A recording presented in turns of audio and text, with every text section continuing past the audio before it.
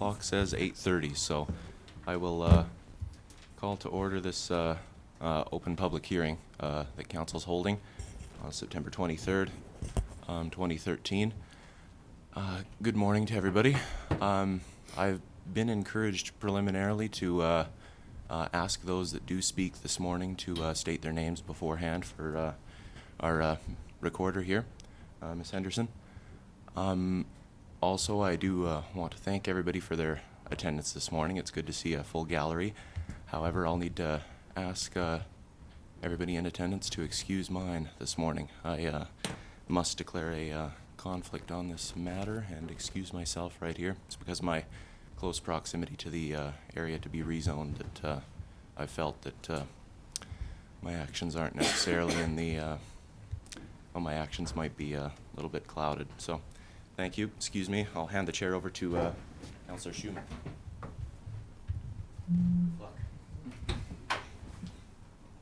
Good morning, everyone. I will look to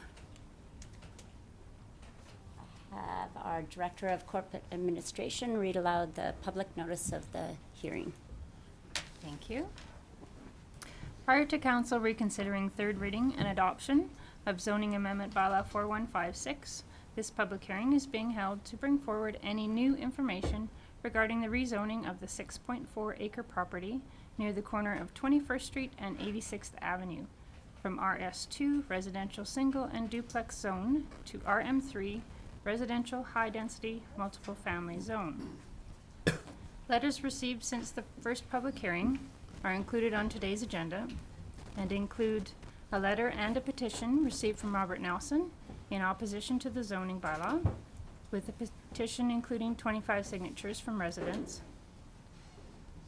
A letter from John Vedder addressing the concerns received regarding the development, and a letter from Ron Harder with several questions and requests regarding the development, and a letter from Marvin and Sherry Stewart regarding concerns about the proposed apartment building. And those letters are all included on the agenda for today's hearing. Thank you. So at this time, I will call for comments. So if you have a comment, please come up to the chair, state your name, and Not too sure if I need the microphone. I've been told I have a very loud voice. My name's Rob Nelson. I reside at 1837 86th Avenue in Dawson Creek. I guess, good morning. First, let me start off by apologizing to council for swamping them with various types of information over the past few days relating to this issue.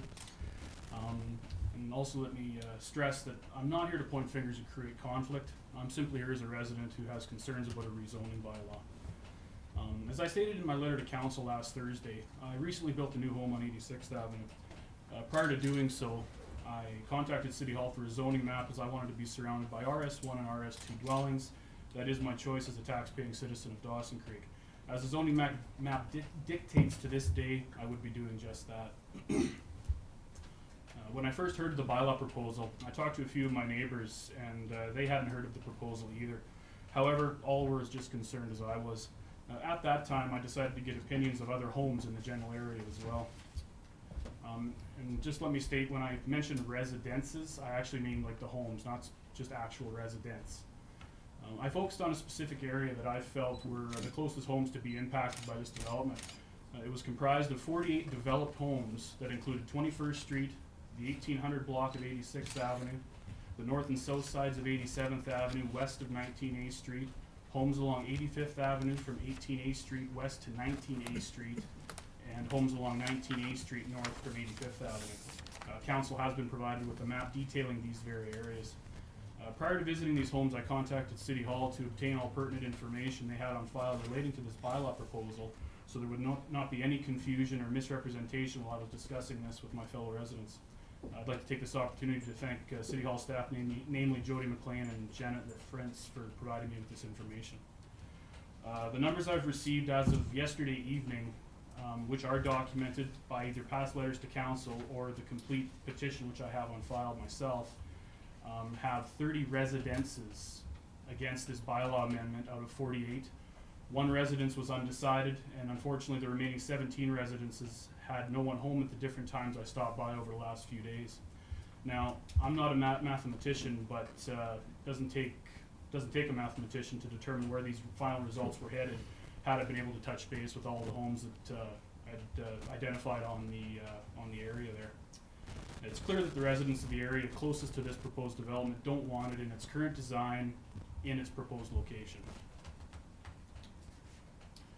In general, residences were mainly concerned about a decline in existing property values, privacy issues, increases in traffic, and a possibility that this development could turn into vacant housing and/or excessive rental units, thus causing negative social issues in the neighborhood. As Mr. Vetter provided in his viewpoint of many of these concerns in his letter to Councillor Wilbur on August the 7th, I'll provide a counterpoint in the same manner. Number one, decline in existing property values.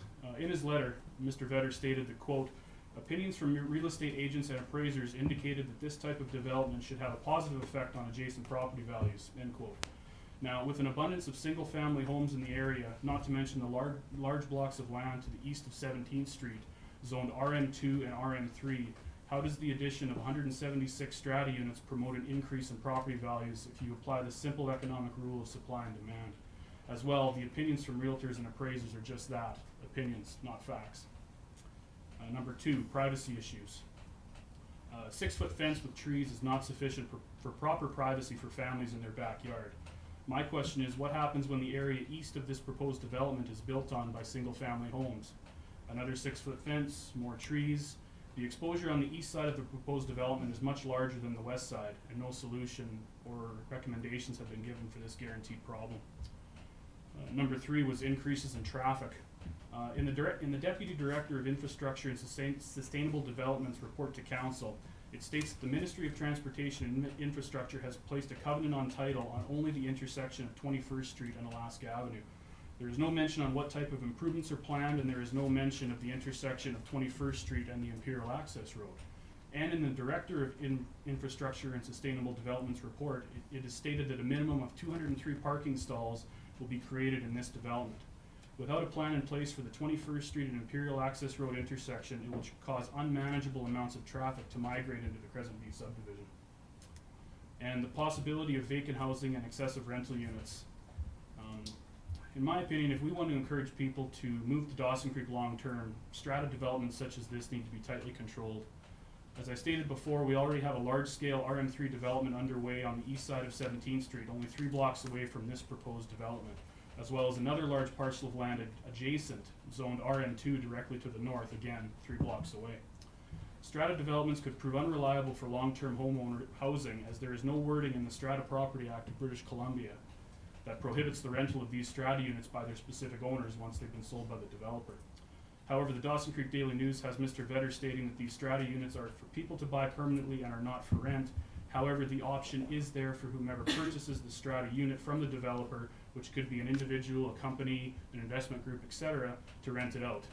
In an economic downturn, this could result in large vacancies, creating a whole other set of problems.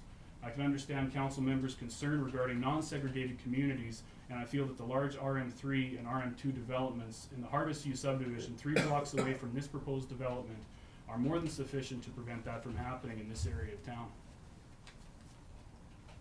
Just so we're clear, I strongly support business and economic growth within our city. My grandfather, father, and I have all been individually self-employed in Dawson Creek dating back to 1947, and my family's history in the area goes back to the 1920s. I want to see Dawson Creek grow and prosper as much as anyone else. However, it needs to be done with more control. The information I've provided shows that there is almost no support for rezoning and development such as this in established neighborhoods.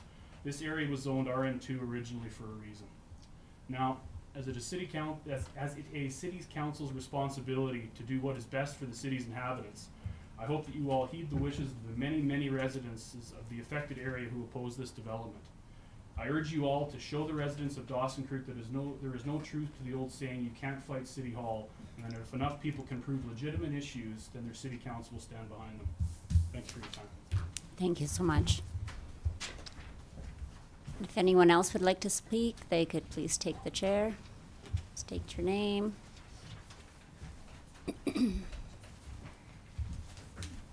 Good morning. My name is Peter Batchelor. I live at 2012 87th Avenue, which is just a couple of lots east of this proposed rezoning area.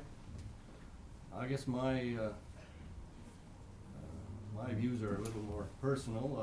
I lived there, and 13 years ago I built a house there. My neighbors to the north were, up until recently, deer and foxes and that sort of thing, but I'm not naive enough to think that that was going to continue, and I guess willing to put up with single family dwellings, and that's what it was zoned for. But I just think an apartment complex is just too dense to be put in that neighborhood. Thank you. Thanks, Mr. Batchelor.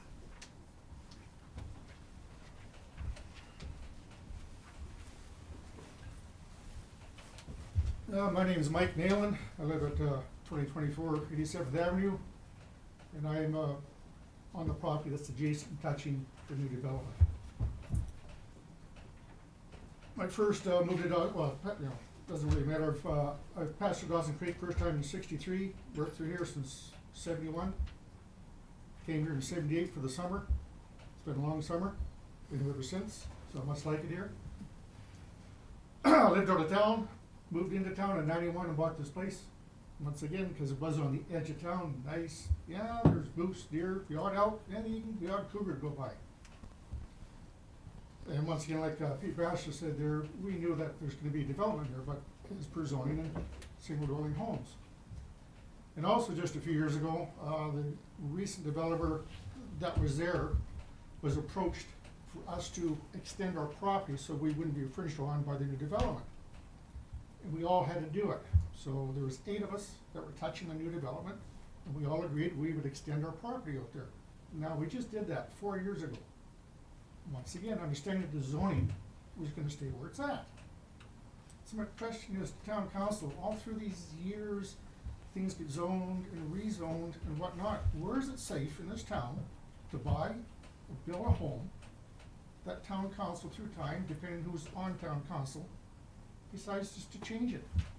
There's lots of other areas in town here where apartments can be built, where they should go, just like other more established, I guess, cities or towns are used to growth. We realize you're all under pressure and things are growing, but this is not the best for Dawson Creek, or especially in our area. It's not helping us or anyone else in Dawson Creek. Like to say, where can you buy a home or build a home if cities, town council is not gonna keep on changing the bylaws to suit what they consider maybe their needs for the town? I don't think that's right. That's all I have to say. Thank you. Thank you.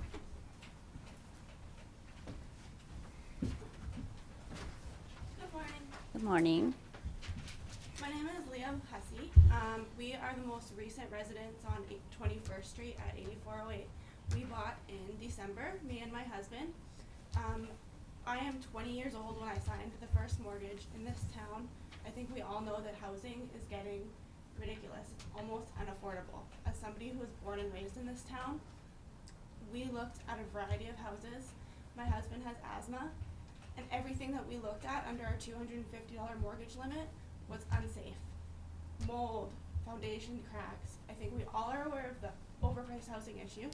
So on 21st Street, we got an 08 modular, just over 1,000 square feet, almost brand new. We didn't have to worry about mold, nothing. So we bought there. The only thing that we have on that street is our backyard. We always get La Prairie trucks using the entrance. We have the BC Hydro in front of us. Never mind the building down the road that's painted green and red. And I bought that house with the intention of having a family. And I think that any parent would agree the amount of windows that are gonna be in this condo/apartment building, looking into our backyards as our children play, cause that's honestly the only spot that we have on that street. So that's just my input. I'd like to say that I do not feel safe because yes, they will be bought, but they are gonna be rented. We all know this town, we all know the oil field activity. So I would just like to say that. Thank you. Thanks so much. All right. So, here we go.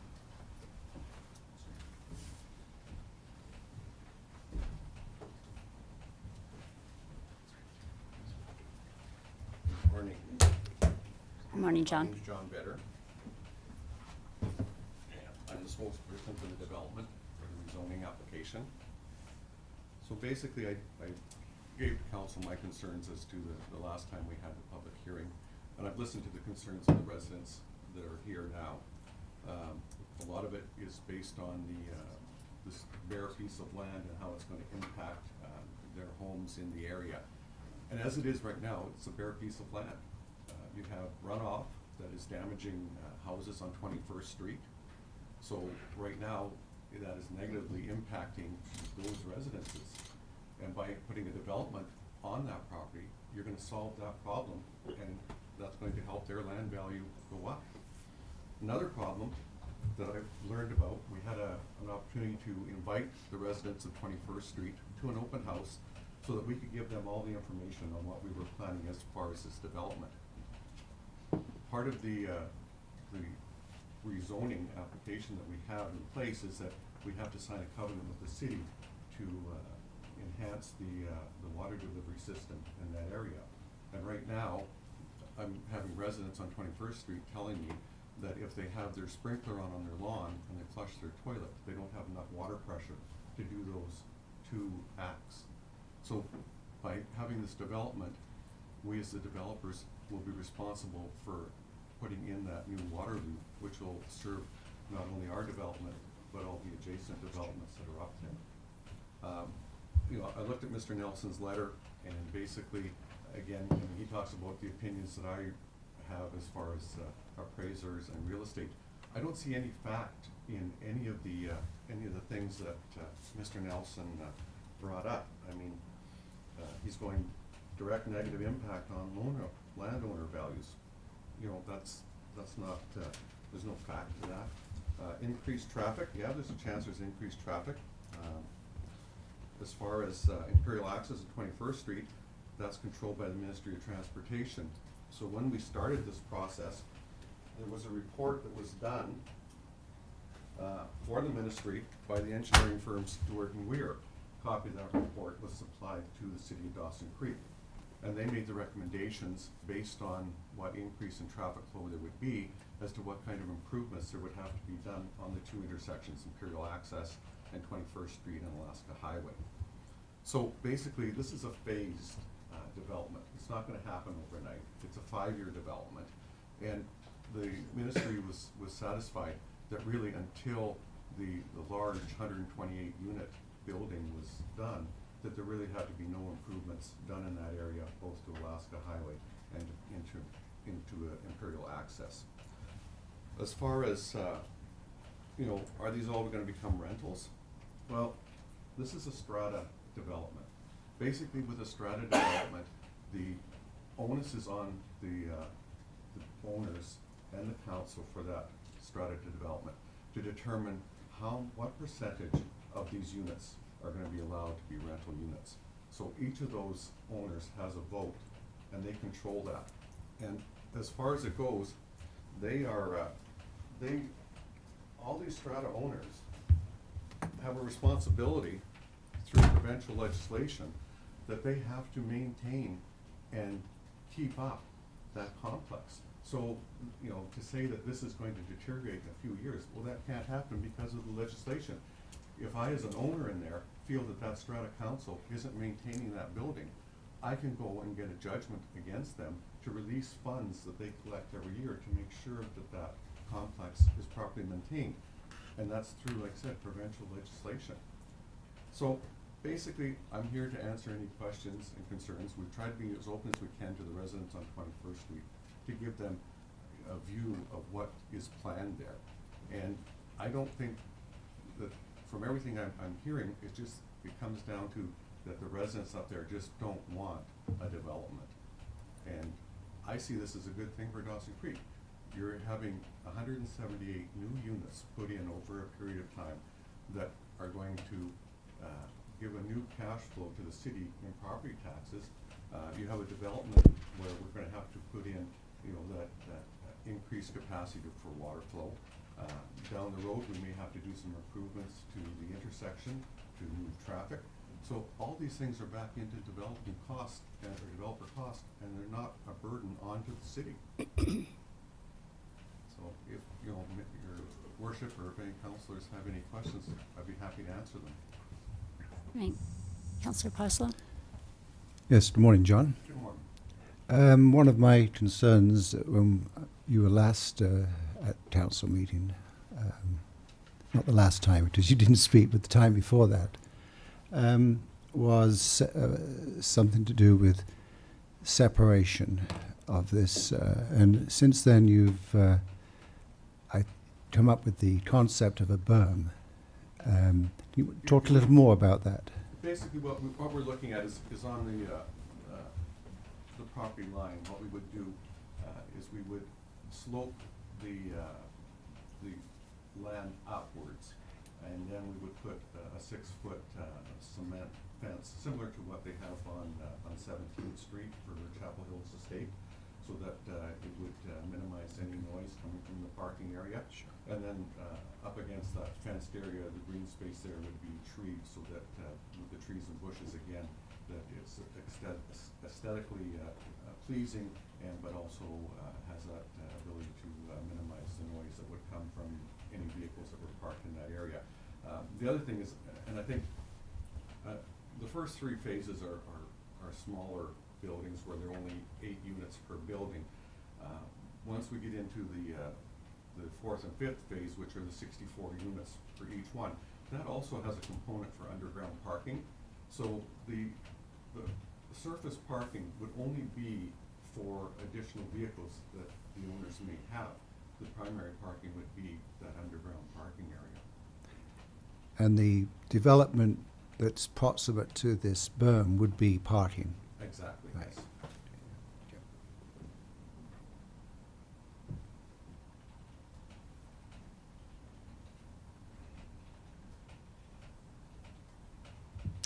So I see no more questions for Mr. Vetter. Thank you, John. Thank you, Your Worship, for your time. So I'd call on any other speakers to come up to the table to give us any more information. Council will be considering this after this hearing, so this is basically our last chance to hear from you. It was okay if I speak again? Absolutely. It's, once again, it's got nothing to do with, per se, the development. I mean, it does and it doesn't. It's just got to do with the consistent rezoning to suit a developer's purpose, because he thinks he's making it better for the city, when in fact he's not. Sure, you can have more revenue for a while maybe, who knows, but it's not the point. It's just the point is to keep on rezoning to fit a need. I mean, the rest was all invested our money, expanded our property just 4 years ago, just for a development to go in like this here. Anyone with any integrity, a conscience, would not even apply for it, let alone let it pass. I'm sorry, thank you. Thank you. So I'll call a second time for comments. And I will call a third time for comments. And seeing none, I will close this public hearing. Thank you, everyone, for coming out today.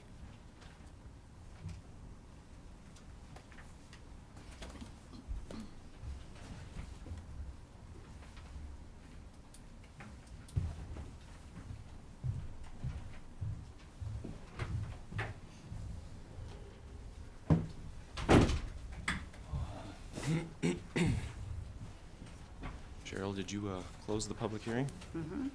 All right. Good morning, everybody.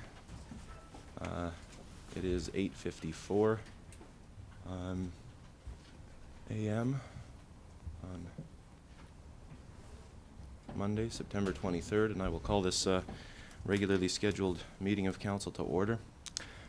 I suppose first item on the agenda is new and councillor business, and maybe before we can get to that, we can announce a little bit of housekeeping. I would like to, I suppose, extend. Sorry to interrupt, but could you guys speak a Oh, little I- closer to the mic, because I'm having a hard time hearing you. Very good, thank you, Shaylee. I apologize. I just entered the room. I'll get the mic a little closer to my face here.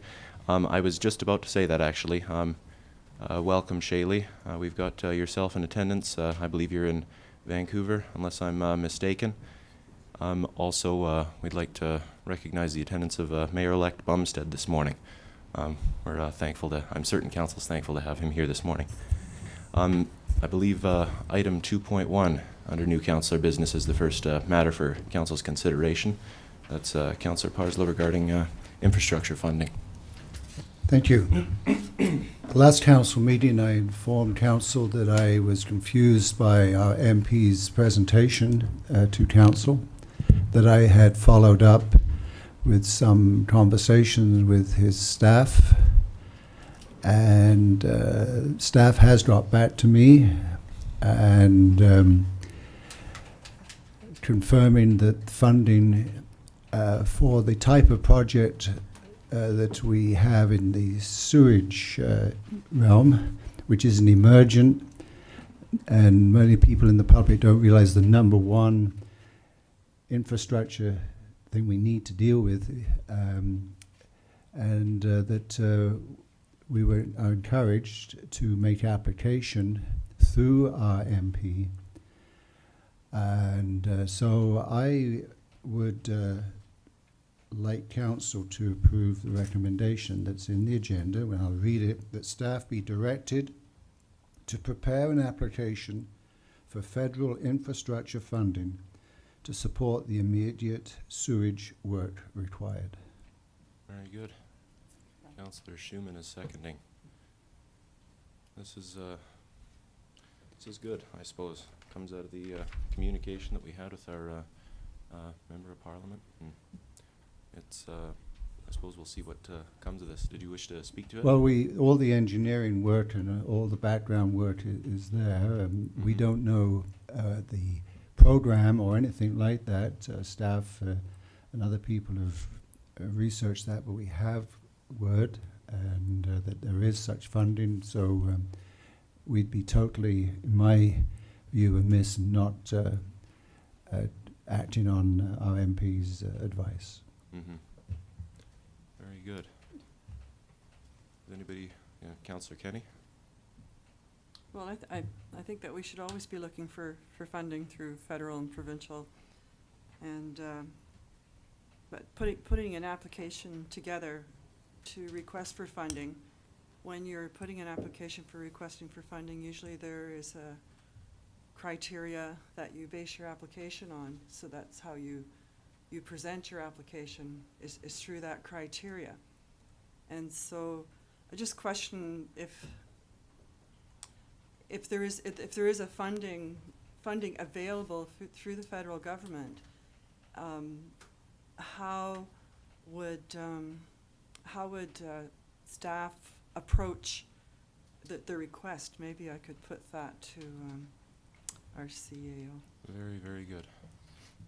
Well, through you, Your Worship, I don't really know the answer to that question because we have been unable to determine or find any program that would be responsive to that work. The MP has indicated there is such a program, but has not shared any details with us as to where I can find it on the website to prepare the application that Councillor Kenny is talking about. And so I am worried that anything we put together will miss the criteria because I don't know what those criteria are and I can't find anything about that grant. I had hoped that the MP through his local office would supply us that information, but that hasn't happened today. Interesting. Does that, Councillor Kenny? So have we formally, like I know that our MP was here and saying that funding was here, so could we formally compose a letter referring to that comment of the funding and give us direction on where we would apply for that? No? Well, I suppose that would be contrary to the original intent of the motion, because the original motion is asking for immediate action, well, to make an application for federal infrastructure funding. But perhaps Councillor Parslow, who made the motion, would like to speak. Well, all this stuff, I mean, I certainly concur with Sue Kenny on this, but we've been told to make applications through our MP that, and he will stick handle it for us. So we know what the need is. We know it's an emergent need. Mhm. We know the costing. We have the engineers' reports. So I would submit that we must operate on the advice of our MP and pursue the matter through him. But I don't disagree with anything that Councillor Kenny said. That's the normal way of doing things. But Mhm. as all the material is there, we have it all. All that staff can do is make a submission. Mhm. Very good. So we'll submit all information we believe is relevant, and it'll be stick-handled, is my Mhm. understanding. Okay. Anybody else wish to speak to this? All right, I suppose I'll call the question. All those in favor? Opposed? Councillor Kenny? It is carried, though. Very good. New and councillor business, Councillor Schumann. Yeah, I just wanted to say we're just fresh home from UBCM, some of us. And I personally want to thank Councillor McFadden and Councillor Wilbur for assisting me at UBCM in my campaign to run for director at large. That campaign was successful, and I am now elected to the UBCM board, which I am very excited about and looking forward to working on that board over the next year. UBCM was full of interesting things as usual, meeting with our colleagues across the province, and I thoroughly enjoyed it. Miss Sue there. So, anyway, that's all. Very, very good. Good to hear. I hear it was an eventful week, and certainly my congratulations for being elected. It's good to have some representation from, well, somebody with Dawson Creek background and our regional background on that board. So, does anybody else wish to bring up any new business? Councillor Wilbur, you're certainly welcome to make us aware of what's going on if you wish. I guess I reiterate what Councillor Sherman said, that I did thoroughly enjoy UBCM. The sessions that they had were wonderful, and I brought back lots of information, and my head, I would say, is still full of swimming, but I will digest it. And congratulations to Councillor Sherman. It's nice to have someone from the north on the UBCM board, and I think that will do us well. So thoroughly enjoyed it, and was able to have dialogue with other communities that have same issues that we have in growing pains. And it's always interesting to find out what is working and what isn't, and so you bring back some benefits to the community for that. So it was a grateful experience that time for sure. Very good, Councillor Wilbur. Thank you very much for that. There's a couple of matters that I had hoped to bring to Council's attention this morning. First, I suppose, is a bit of an update from the Library Board. We had our first meeting, I believe, after, 2 weeks ago, last 2 Mondays ago, right after the last council meeting that we had after our summer break there. A bit of the discussion was around some of the engagement that the board is trying to do, some of the feedback the board's trying to receive on the public's satisfaction with current services that the library provides, and whether or not anything can be done more efficiently or better or in line with the expectations of the residents. And keeping in line with that process, the board's very, very committed to it, and they're actually, I believe, hoping to share some of that information with council at a committee of the whole meeting before, or not committee of the whole, I'm sorry, but share that information with council sometime in October. Just to, I suppose, give an idea of what perceptions are on the library, so something to look forward to for sure. Certainly we all attended the opening of Mike Bernier's constituency office here in Dawson Creek recently.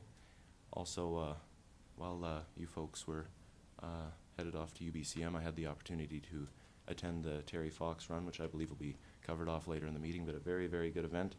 You guys are certainly welcome to attend if timelines don't conflict for UBCM next year. That's all I have at this time, though. If there's no objection, I suppose we can, oh dear, I've gone over, haven't I? We can move into the delegations portion of the meeting. Or, yes. Seeing it is, as it is 9 a.m. No. I believe the, pardon? No? Oh, I believe that the first item that we have under delegations is Crystal Brown from Northern Health in attendance regarding the Environmental Public Health Week proclamation. Why? What's the matter? Pardon? I believe our corporate administrator would like to bring something to our attention. What's that?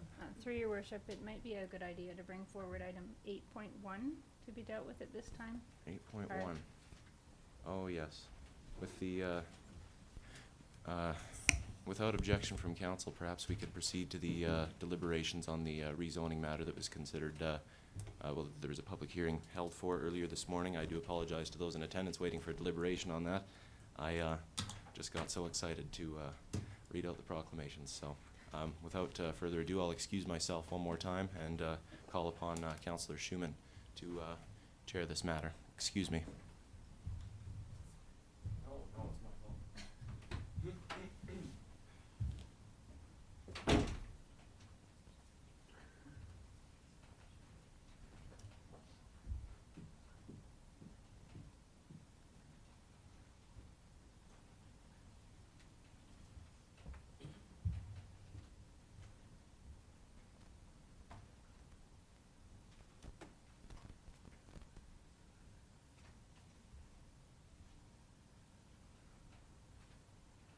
Okay, so the following motion is now back on the floor for council reconsideration.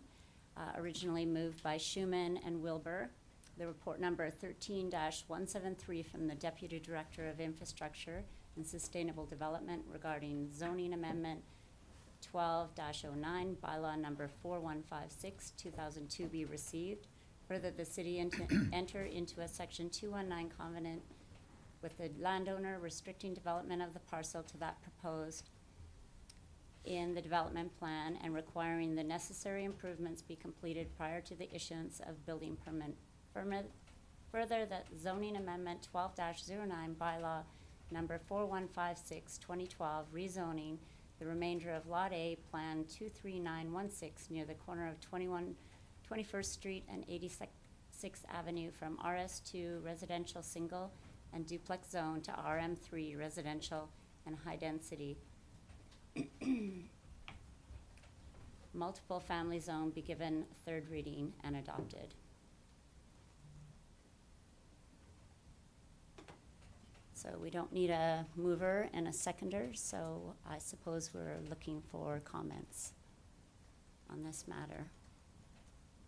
If I may comment here, I am speaking in favor of this motion, that's why I seconded it. I do understand the concerns of the residents from 86, 87, but when I do look at the map, I do see a large, there's two parcels there, I believe, that have been zoned for single family that will be developed going forward into the future. And I do see this development as an enhancement to the property. I do see, you know, we do have some multi-level housing on 17th, and that's wonderful. And I think one thing that looking at our community plan, maybe it's time that council look at it and say, have we accounted for everything within the property we have to develop? And one of them is higher density, and it's an issue, and we need to have affordable housing. And I think we need to have different types of housing. It enhances our community, and it makes us inclusive. So I will be voting in favor. I do understand the concerns. I do believe Mr. Better has touched on some of them. He has worked with residents going forward so that he is a part of the community in his development, and that you don't always have that opportunity. So that I think has been a blessing. And so I understand the concerns. I do see a buffer of development from the people that live on 86, 87, 89, all that new area to where Mr. Better is building. There's still land in between there that's going to be developed as single family homes. So I don't see property property values declining, I just don't see some of the concerns that are there. I think this is gonna enhance our community, so I still will be keeping in favor of this motion. Thank you, Shaylee. Councillor McFadden. Morning, Your Worship. I'd like to hear a bit more about the section 219 covenants. I'm looking at the two bullets here under, on my agenda, under 8.1, and it doesn't tell me specifically that I can see what the covenant that says that the proposed development plan requiring necessary improvements be completed prior to the issuance of a building permit. What exactly are the improvements that they're referring to in this report? I'll just kick that over to Kevin. Good morning. Through your worship, I don't have it right in front of me, but the 219 refers to the water line upgrade that's necessary to provide adequate fire flows for that parcel based on the development proposal that Mr. Vetter brought forward. It was looked at based on the number of units and the density that they were proposing. We ran an analysis on the water models to see if we could provide enough water. As it sits, it could not. So there is an improvement that needs to be made with the water line running from 21st Street, heading easterly, tying into the existing development that Mr. Rorson is working on. And that will then provide enough circulation in the system to provide the adequate flows. So the 219 was just a covenant to enter into to ensure that that work happens prior to building permit issuance. So it was just the water upgrades that would be required prior to any development? That's correct. Now, does that, I'm sorry, go ahead, Chief. Yeah, through your worship, the actual wording is prior to any development, the grantor shall install a 200 millimeter water line from the lands eastward and connect to the existing distribution system at the intersection of 19A Street and 86th Avenue as per the drawing attached to Schedule A to the agreement. So that's what our covenant is with the developer. So that's for development of anything or just the proposed condo or apartment complex? Prior to any development. Any development. Thank you. Any more comments? I will be supporting this motion as I did originally. I concur with Councillor Wilbur on the points that she made with regards to our official community plan and developing our community in a way that is diverse and sort of goes against segregating this kind of housing in this area and this kind of housing in this area. I think that we need this housing, and I will be voting in favor of this. So, seeing no more comments, I guess I will call the question. All those in favor? In favor. And opposed? I can't see Charlie. No, I'm abstaining. He's abstaining, which is, There is no abstention. That's a Oh, vote in right. favor. Okay, so, I will have to vote for it. all right. And so nobody is opposed. I guess we're done. It's carried. Thank you.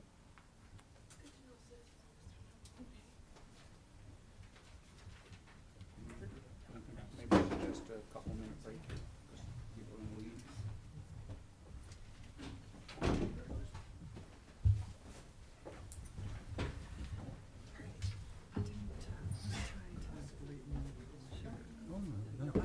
Maybe a couple minute break, because I'm sure the media is going to want to Certainly. interview some of these folks. So. So without objection from council, I will declare a recess for a couple of minutes, and then we will resume with delegations. People say he's a very different. Hello very different again. person since his accident. It's 9:20. I will Oh, I did. call this meeting Right. back to order just for a short amount of time so that we can welcome Crystal Brown from Northern Health in attendance regarding the Environmental Public Health Week here. And I believe that we are here, right on. Perhaps you'll allow me to read out the proclamation first, and then we'll come up and have a bit of a conversation about it if you wish. Whereas the basic cornerstone of a healthy population is the protection of the public from environmental hazards, and whereas the work of environmental public health professionals, such as public health inspectors, environmental health officers, and other allied environmental public health occupations are crucial to our public safety. And whereas the members of the Canadian Institute of Public Health Inspectors work diligently to protect the public's health from both physical and social hazards and should be recognized for their important role. And whereas it is in the public interest to raise awareness of the important work of these public health professionals. Now therefore, I do hereby proclaim the week of September 23rd to the 29th, 2013 as Environmental Public Health Week in Dawson Creek. Beautiful. Come on up.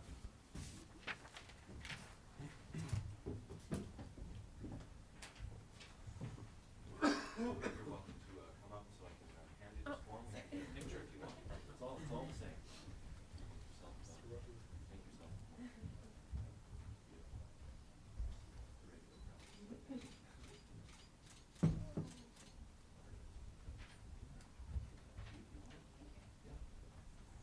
Certainly, if you wanted to make us aware of anything relative to it, you go right ahead. Okay, well, so each year in Canada, we always designate a week to recognize all the work that environmental health professionals do across Canada. And this year is actually a monumental week because it represents our 100th anniversary. So since 1913, environmental health public professionals have been protecting communities and protecting the health of the public. So just a little bit of information, since 1913, the work that we do has actually increased the average lifespans of people for more than 30 years. So, yeah, that's it. Awesome. Well, Questions? thanks very, very much for coming. Certainly appreciate it. It's good to recognize, well, all the contributing factors to health in our community. Councillor Schumann? Will there be any events to celebrate? We don't have any here in Dawson Creek, but this week down in the Lower Mainland, we're actually doing a centennial event where the minister is going to come over and give out a couple of awards to people in BC that have really stood out over the last 100 years. So one of the guys that's actually getting an award actually worked for Northern Health. Awesome, great. Awesome. Oh, and then we had some tree plantings. So there's 4 schools across Canada that you can get this degree. So we had our tree planting at BCIT in April, and then the other ones are going to happen across Canada soon. Great. Awesome. Thanks. Thank you very much. I believe next, item 6.2 is Martha Funk, BC Responsible and Problem Gambling Program, in attendance regarding the prevention work in northeastern BC that's being undertaken right now. Good morning, Ms. Funk. Good morning. Good to have you here today. My name is Martha Funk, and I'm with the BC Responsible and Problem Gambling Program.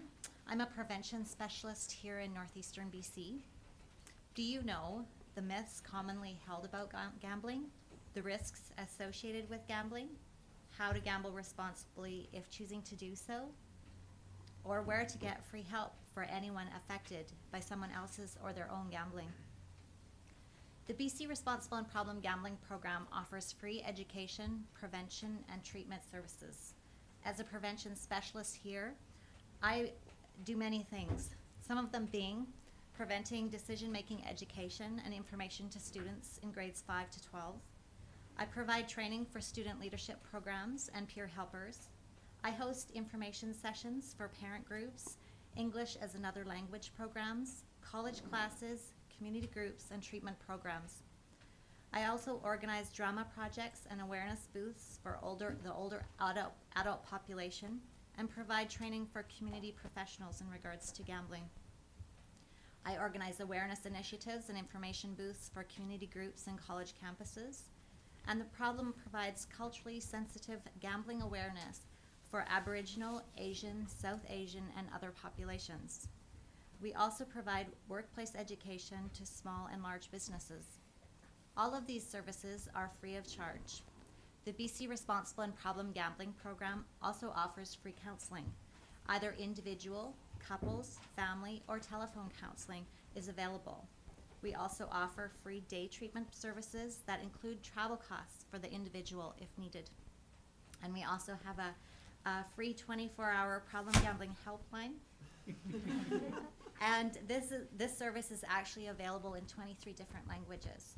So if someone is in need, I do encourage anyone to utilize this service. This past winter, I was hosting a booth in a local library, and a gentleman came up to me, and he thanked me for the work that I did. In that moment, I knew that that man had a story that I wanted to hear. He told me that he worked in the bush up here in northeastern BC. He made very good money with his work, but every time he came out of the bush, he would spend all of his paycheck at the community gaming center. He said that this went on for several years, but at a point 5 years earlier, he started thinking about retiring. He started thinking about his grandchildren and how he wanted to spend time with them when he retired. And he also realized that at the rate that he was gambling, he would never be able to retire. At that point, he told me that he had decided to take advantage of our voluntary self-exclusion program. Many people aren't aware of this program, but this is also another service that our program offers. He signed himself out of the casinos, the bingo halls, and the community gaming centers. He had the option to do this for a period of 6 months, 1, 2, or a 3-year period. He chose a 2-year period. He proudly told me that that was 5 years ago, and that he hadn't returned to the casinos or bingo halls, even now that it was 3 years past that date. He also told me that he was getting close to retirement, and that he'd been able to save enough money in the past 5 years so that he would be able to retire and spend time with his grandchildren just as he'd wanted to. He shook my hand, said thank you once again, and then walked away with a smile on his face, looking for the next book that he was going to read. Now, many people that I speak with will tell me that they don't have a gambling problem, or that they don't even gamble. And statistics support this. Out of the population, approximately 74% do gamble, but only 4.6% have a problem. Many people are able to gamble responsibly, enjoy it. But the reason that I like to tell people about our services is because each one of you has a circle of influence, a group of people that are in your lives that you speak with and are in a relationship with. I may never meet these people, but actually I don't have to, because I only need to let you know about our services.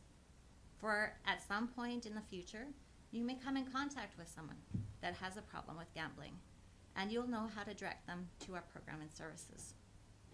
Thank you for being one of those caring individuals who is open to hearing and remembering about our program so that you may have an impact on your community. Thank you. Any questions? Councillor McFadden? Good morning. Thank you for coming in. I'm just wondering, how are you funded? Who pays for your services? We're under the Ministry of Finance, but our funding comes from the Ministry of Health. Thank you. Councillor Schumann? Thanks for coming today, Martha. It's nice to see you. Do you help a lot of people in our area? Do you get many calls? Or We do have, across the province, they do track all the calls that come in, and we're finding that we actually get most of our referrals person to person.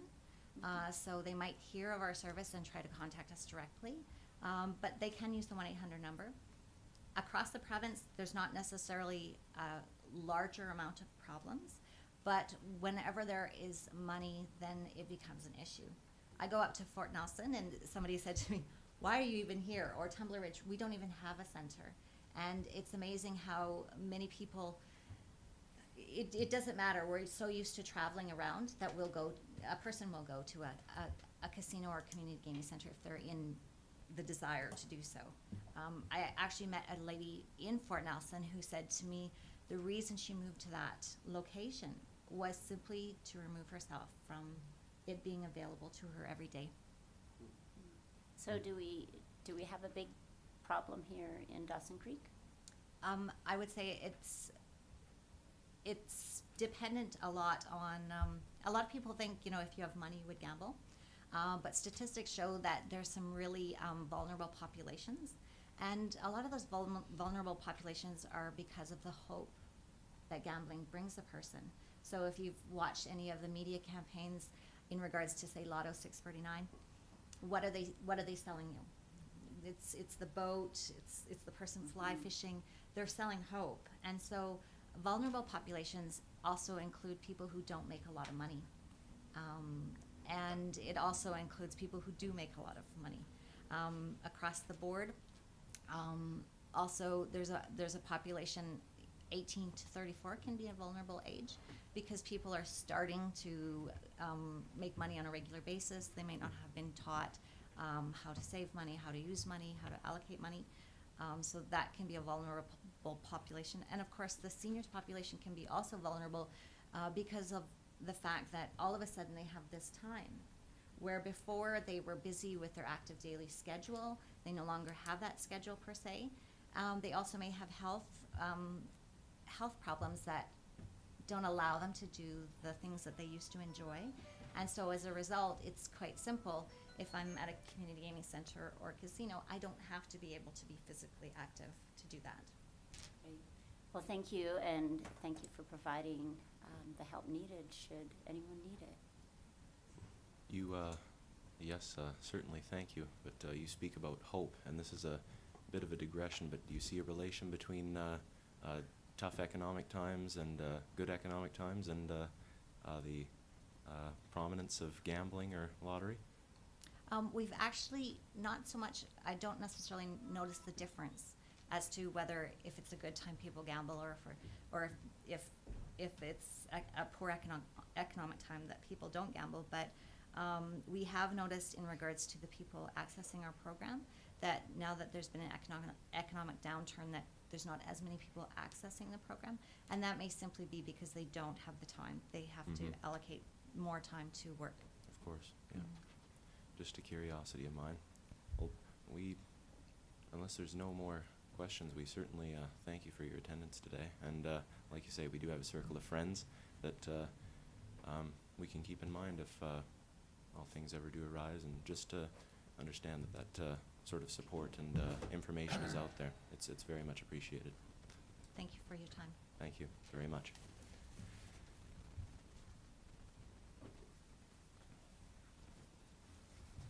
I'm just going to leave that. I'm not sure if am I supposed to leave these. We can use them, sure. Presents? We're always excited to get presents, Martha. I think everybody likes presents. Thanks.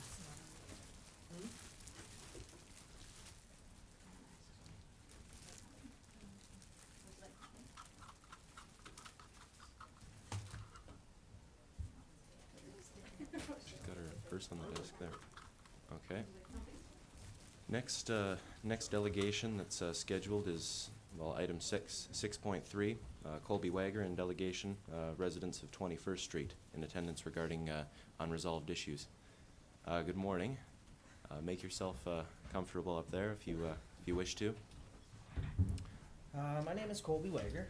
I don't want to sound like I'm going to beat a dead horse because I wanted to bring the actual issues that we have up there that's pending from, I guess it'd be prior development. When we started this, when my wife and I'm sure you guys know my wife, she was in here last time. The issues, I don't want to go back to Mr. Vetter because we met with Mr. Vetter. I understand what he's doing. Our concerns are the stuff that has not been done or what was promised to us when we bought that place. You know, we have the water pressure issue. Mr.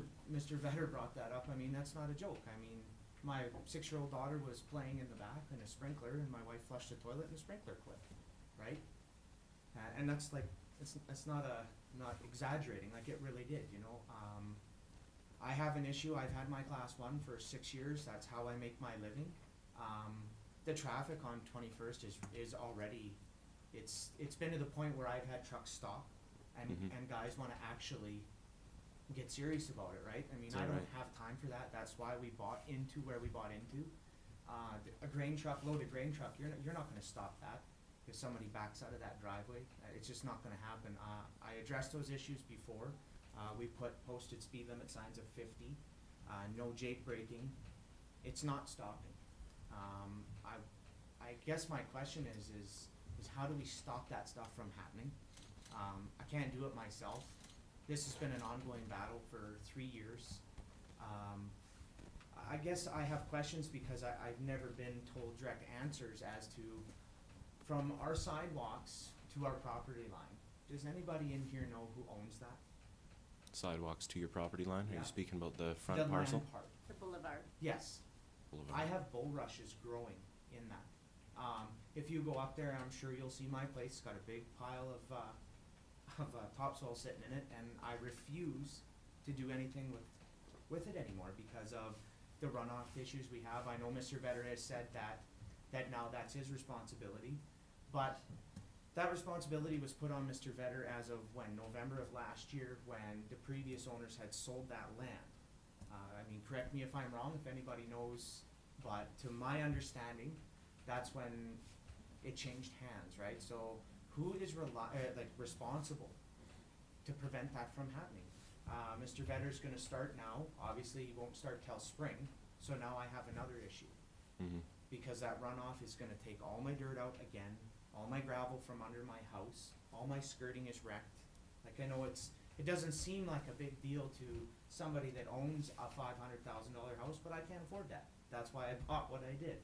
And in the whole area, it's not just me. It comes from right from the top corner, comes right down and just wipes us out every year. Mhm. So it was my understanding that the prior developer was gonna address the runoff issue.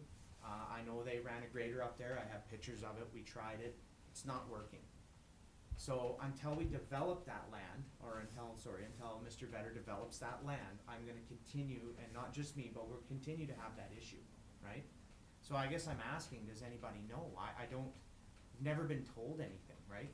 And I think that's a big part of the concerns of the residents just on 21st Street, that nobody gets told anything.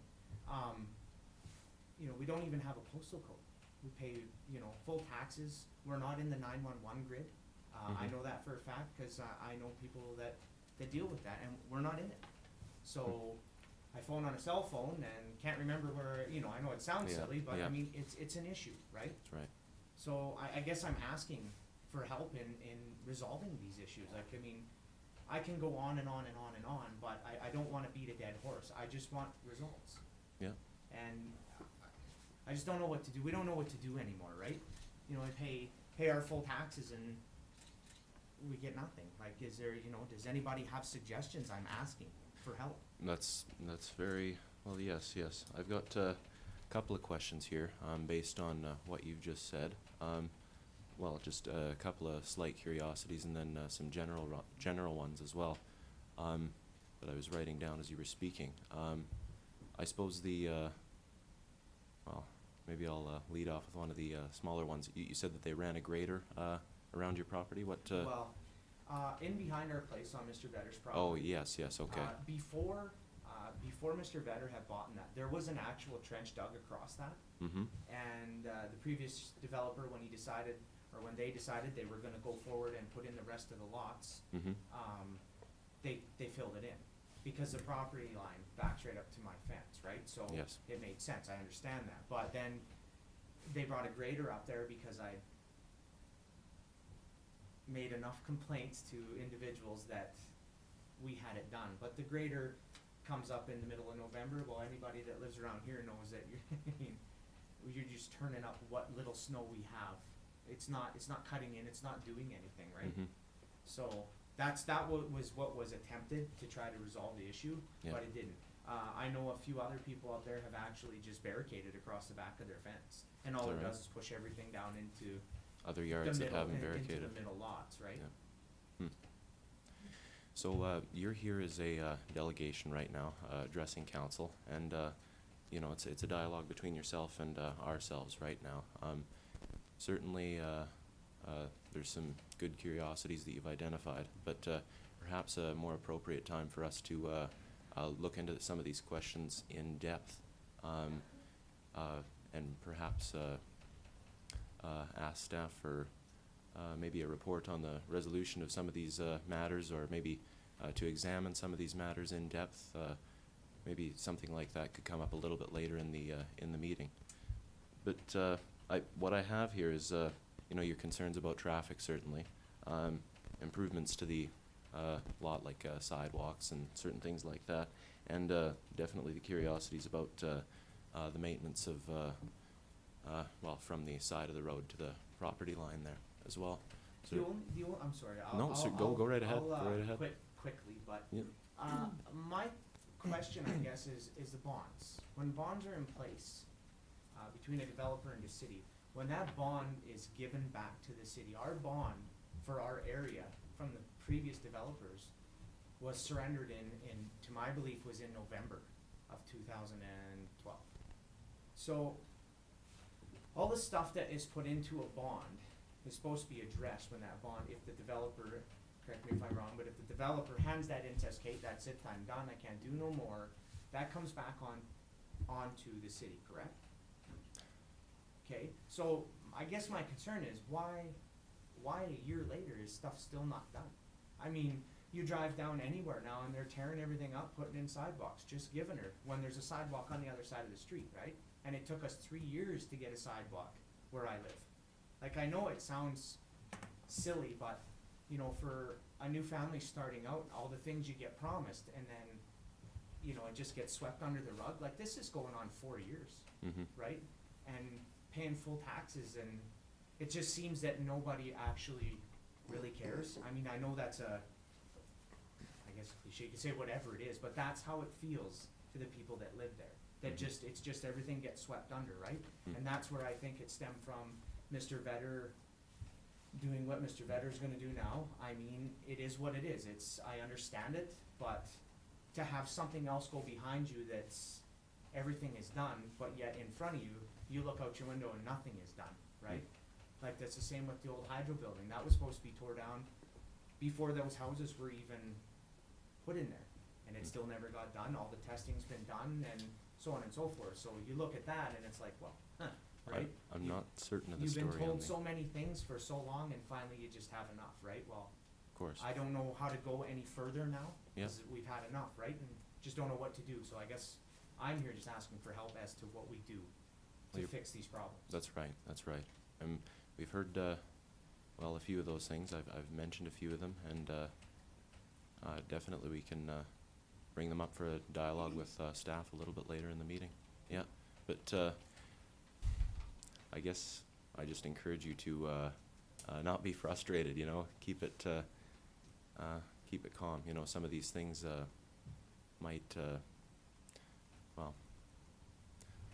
try your patience, I'm certain, but I just ask you to bear with us and bear with yourselves. You know, it's a process. You know, it's a process. Okay. That's, I guess, you know, it is what it is and we'll go forward. I just, like I said, I just want some answers is all. Yes. Yeah. I mean, I've been dealing with this for 4 years, Mm-hmm. so I just would like some answers, that's all. You bet. And coming here today, I think, is a good step in getting some. So certainly appreciate your attendance. Well, thank you very much for your time. Like I said, I'm used to talking to truck drivers. Oh, so- I apologize. Members of council certainly might have questions. Just to you intend bringing this up under mayor's business later on in the Yes, agenda? yes. Okay, thank you. Thank you. We'll talk Very about it good. under mayor's business. Okay, That's right, that's right. that's good, I'm good now? Yeah, we can, yeah, that's right. Okay, thank you for your time. Thank you, Mr. Wager.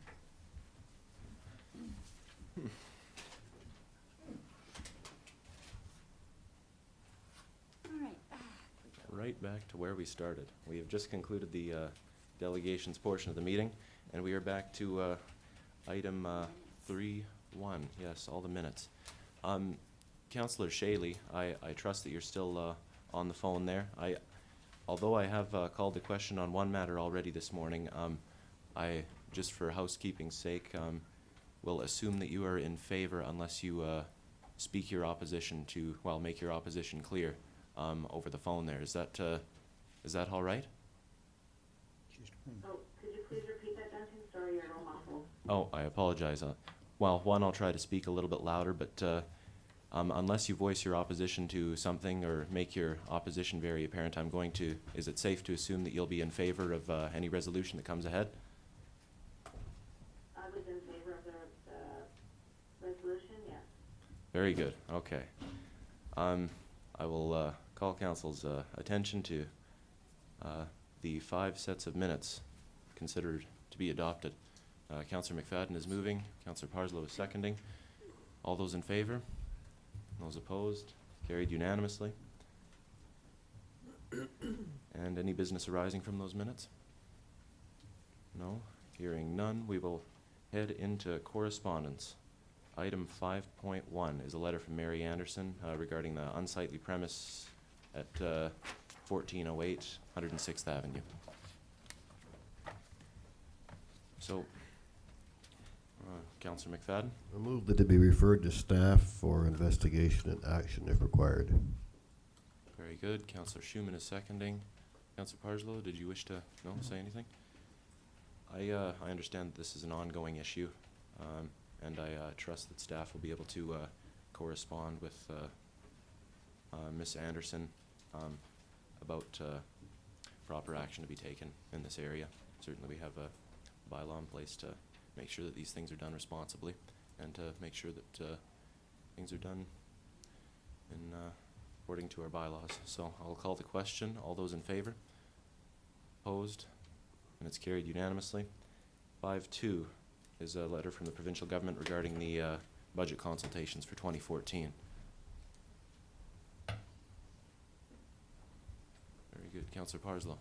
I move that we receive it for information. Very good. Councillor McFadden is seconding. Does anybody wish to speak to this? Hearing nothing, I will call the question. All those in favor? In favor. Opposed? And it's carried. Thank you, Councillor Wilbert. And that completed, we will move right into reports. Oh man. Item 7.1, report from the Chief Financial Officer regarding the water pipeline funding analysis. Wow. Yes, quite lengthily. I think the recommendation is that we receive it for discussion. Councillor Schumann? Yeah, I would move that we receive report number 13-203 from the Chief Financial Officer regarding the water pipeline funding analysis. Did I say receive Is it for information or discussion? For information. And I am assuming discussion if. Very good. And So- Councillor Kenny is seconding that we receive this for information. I don't think there's much distinction. If there's a lot of conversation that is wished to be had, certainly we can go ahead with that right now. Councillor Parslow? I can't support the recommendation because so much has gone into this. Just to receive it for information seems inappropriate. I mean, I first of all like to thank the Chief Financial Officer for the way this has been done, and obviously it's full of information. I'm asked that this work be done really because, you know, we started off the consultation process around, and under the heading, I think it was Sure Water, and we got good response from the public about that, and City made a good effort in connecting with people. But it's just, to me, the beginning of a process. It's not an event. It's just a way of doing things. This is a major issue. And so Chief Financial Officer has put together a lot of information. And the question, not the question, I guess the desire I have is that we need to communicate this in a variety of ways to the general public. I mean, this is part of the dialogue around water. And so I am suggesting probably an amendment to this motion, receive for information, right? And might add to that and communicate it through newsletter and soliciting feedback from the public in some manner that staff thinks it's in order. I'm not going to be prescriptive about how that's done. I just would like this to be communicated. Mhm. And we get some feedback on this, because the implications about the funding for such a project are quite clear in this report. Mhm. And I would like the public to understand it. We engage with them. We get feedback on that. Just a couple of questions. So I guess procedurally, I guess I'm making an amendment. So I Yes, just don't yes, want that's to get out of what I was order. going to ask. That we engage the public in With the information provided. understanding this information. Yes. The original motion, I believe, was moved by Schumann, seconded by Kenny. Councillor Parslow and Councillor McFadden are moving the amendment right now. Let's vote on the amendment. Well, certainly, some people might like to speak to it, or shall we? Does anybody wish to speak to the amendment? No? Okay. Hearing nothing, I'll call the question. All those in favor of the amendment? In favor of the amendment. Opposed, and it's carried. Very good. So, Councillor Schumann. Yeah, so I moved it for information, but honestly, I assumed as we move forward in the Sure Water campaign that this would be information that we would be taking out to the public and engaging the public with. This is all really great information. It's lined out so clearly and, you know, shows exactly, you know, what's gonna happen with each different idea in order to get the monies for a pipeline. And I just assume moving it for information, we would be accepting it and taking it out in our endeavor to inform the public on this issue. So I'm in favor of the amendment, obviously, and Amendment passed. yeah, so it's That's good. good that you It's were. just that I assumed that's what we would do with it. Very good. Councillor McFadden, did you have anything? Did you raise your hand earlier? No, I did not. Thank you. Okay. Councillor Kenny? I just wanted to express my thanks to Shelley as well there, that really outlining the consequences of each decision, and how clearly that you had presented it. It's great work, and I think it would.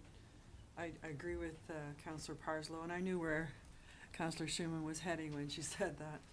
And I think it's good information that needs to go out to the public. I think it's in, you put it in layman's language that it's quite clear. And I think it'd be good communication to the public. Mm-hmm. Councillor Parslow? Just a couple of questions about the report.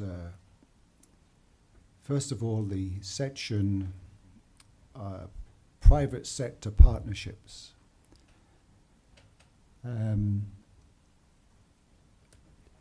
I think that is something that we need to maybe get some more information on as it relates to process. I mean, I have had discussion with our CAO on this matter, and I'm not sure that it's appropriate to discuss it at this time. But certainly there's all sorts of implications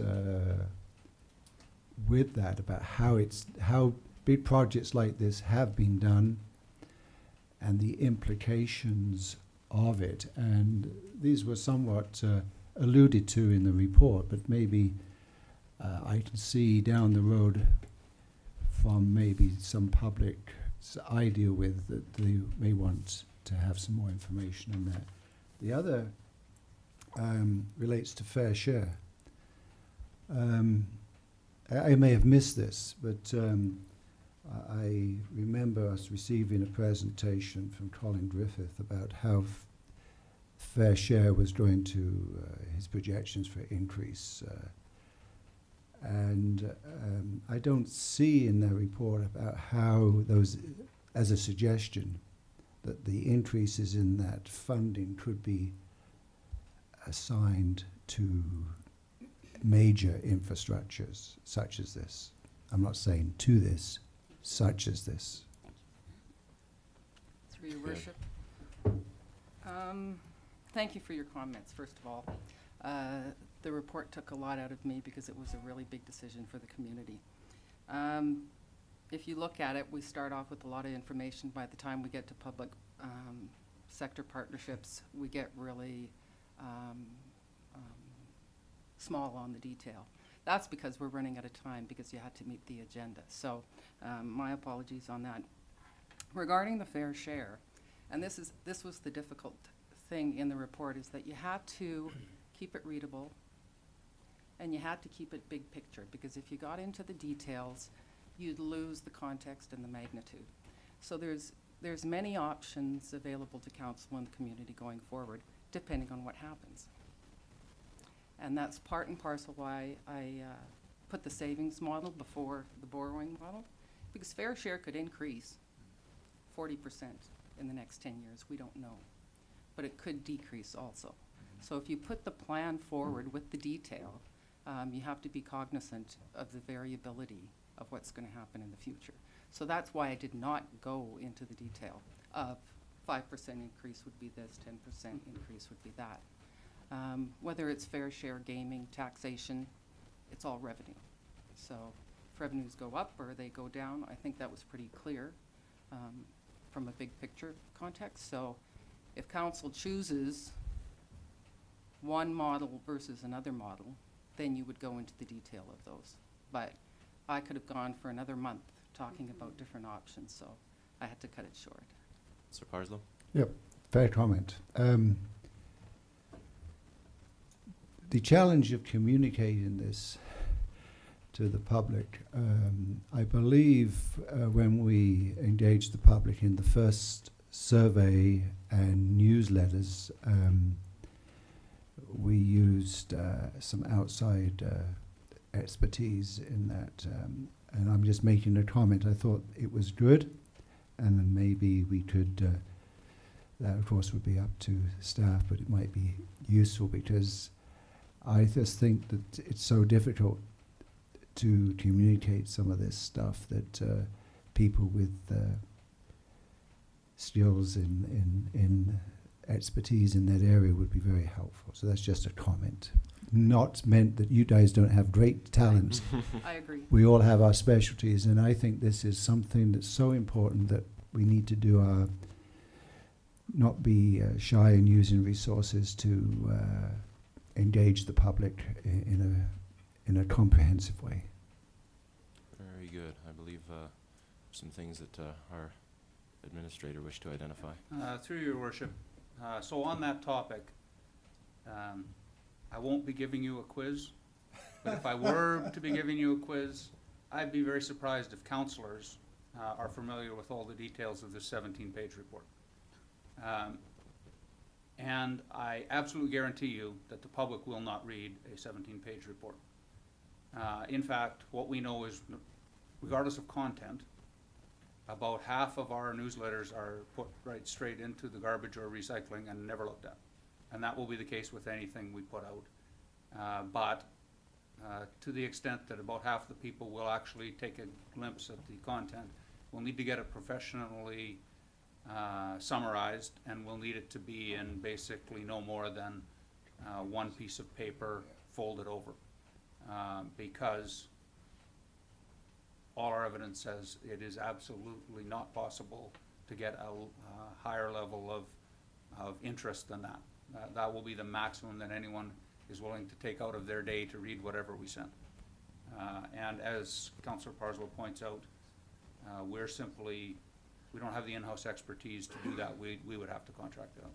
However, the whole Surewater program expected that there would be this kind of further communication. So the motion's fully in keeping with your previous motions. That was one of the questions. Unless you'd like a quiz. I want a quiz, because that was one of the questions I was going to ask, actually, was about the process around the Surewater campaign. I understand that it's not dead and that we are still proceeding along those lines. But Councillor Parslow. Yeah, I would welcome a quiz as long as I knew the questions ahead of time. Because That's not a quiz. Former educator, you've got to prime people for success. You know, you don't try to yeah. trap them in some Jim shoot minor point that you find on page 17 of a 17 report. You know, I had in mind that, you know, I mean, I had lots of, I think all council members did a lot of positive report over the 2 meetings. They were consecutive sessions at Encana Centre there. I'm envisaging something like that as well, notwithstanding what the reality about people's reading comprehension or willingness to read 17-page reports. We just do it in a very thorough way. We had good success, and I think where you have success, you try to build on it. That's right. That's right. Councillor McFadden, did you have your hand up? No? I'm just seeing something out of the corner of my eye. I don't know what it is. Councillor Schumann. Yeah, that's what I pictured too, is having another event where, you know, we stand Shelley up there in the front and get her to explain it all in her fabulous way of making us understand the details without bogging us down with, you know, financial mumbo jumbo that, you know, might lose some folks. And when I read this report, I just thought to myself, this is going to be perfect. When we do stand her up there to explain this to the residents, they are going to get it, and they will understand it because, yeah, I understood it, so That's right. it's pretty good. That's one of the compliments I do have to staff, actually, well, to our financial officer, actually. She did go to lengths to make sure that it was relatable and quite understandable, and she put it succinctly. It was very good that way. Yeah. Right. The current direction that council has on the Surewater information, you know, is well, there's a large recommendation from the June 10th meeting, but of course the amendment about the determinations on the pipeline feedback that was gathered throughout that process is currently going to be determined. Well, the current direction that council set is to determine on it after our response to the fiscal gap information and after we've made a determination of our budget guidelines for the 2014 fiscal year. So this is while we are reaching out to the public, there are certain I suppose timelines that we're operating under, and there's certain contexts that this issue has to fit into as we go ahead and consider our fiscal information at strategic planning. Just a consideration, I suppose, for council. Did we vote on that? Pardon me? Did we vote on that? Vote on what? Oh, The the final no, we didn't. Okay, sorry. Yeah, but that's Councillor Parslow. Oh, just put the question before council. Sure. Unless there's no objection, I will call the question. All those in favor of the question as amended? Very good. And opposed? And it's carried unanimously. I trust that the lack of objection to moving on came from council's satisfaction in discussing this matter. Do we wish to move on, or is there anything else anybody wish to identify? We just voted. We're done. Very good. I just think it's quite an important issue, and there's a lot of, can't have enough discussion about that. And we will continue to have more. That's right. Ongoing process. Item 7.2 is a report from our Director of Corporate Administration regarding the user fees and charges policy for publicly provided parks and recreation services regarding leasing. Councillor Schumann. I'd move the recommendation that report number 13-219 from the Director of Corporate Administration regarding the Appendix A, leasing for the user fees and charges for publicly provided parks and recreation services, be received. Further, the policy be referred back to staff to consider the implications of adding language to Appendix A with regards to longer-term or existing leases, and report its findings back to council at a future meeting. Very good. Councillor McFadden is seconding. Is there any discussion on this? Hearing none, I will call. Oh, yes, hold on. Sorry. If I may, the language used in the recommendation, the penultimate part of it there. Let's see. Oh yeah, with regards to longer term or existing leases. May I ask what, just review for me again what led to this? I know you got a letter from one Harty group, was it? But and what might be involved in this amendment to the policy? Very good. So through your worship, it is because of the letter from the one user group. And we would assume that some of the concerns raised in that letter will be common to some of the folks who have had longer term leases, for instance, the curling club, and have done improvements into buildings. And so the policy itself proposes that there will be a case-by-case analysis of public good versus private good as each lease comes due. And the letter from the Old Post suggests that there ought to be some criteria that provide certainty, so that all of those situations are dealt the same. They're particularly asking for recognition of improvements they have put in, that sort of thing. And that's not included in the current policy, and we're not saying we're recommending that it does be put in. These are public facilities, and it's not really public facility if you've bought it by putting in a hot tub. So we're not sure that where our recommendation will come on that, but it was something that wasn't considered in the original work. Very good. Hearing no other voices, I will call the question. All those in favor? Opposed? And it's carried. Brings us to item 7.3, report from our Chief Election Officer regarding the election results. Councillor Parslow.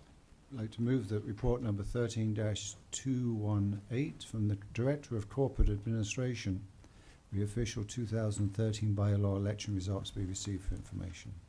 Very good. Councillor Schumann is seconding. Question. Is there any discussion that wishes to be had? Hearing none, I will call the question. All those in favor? Opposed? And it is carried. Item 7.4 is a report from the Director of Infrastructure and Sustainable Development regarding a development variance permit application for Bob and Janet St. Julian. Councillor Parslow. I move that report number 13-220 from the Director of Infrastructure and Sustainable Development, redevelopment variance permit number 13-05 from Bob and Janet St. Julian of 1800 108th Avenue be received. Further, that Council approve issuance of development variance permit number 13-05, which reduces the minimum exterior side setback for the accessory building from 3 meters to 0 meters. Very good. Councillor McFadden is seconding. Is there any discussion on this matter? Hearing none, I will call the question. All those in favor?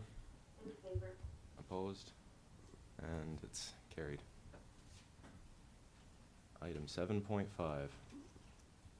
A report from Director of Infrastructure and Sustainable Development regarding the development permit application for CFA Investment Incorporated. Councillor Kenny. I'll move that the report number 13-221 from Deputy Director of 222. Infrastructure. 222. 220.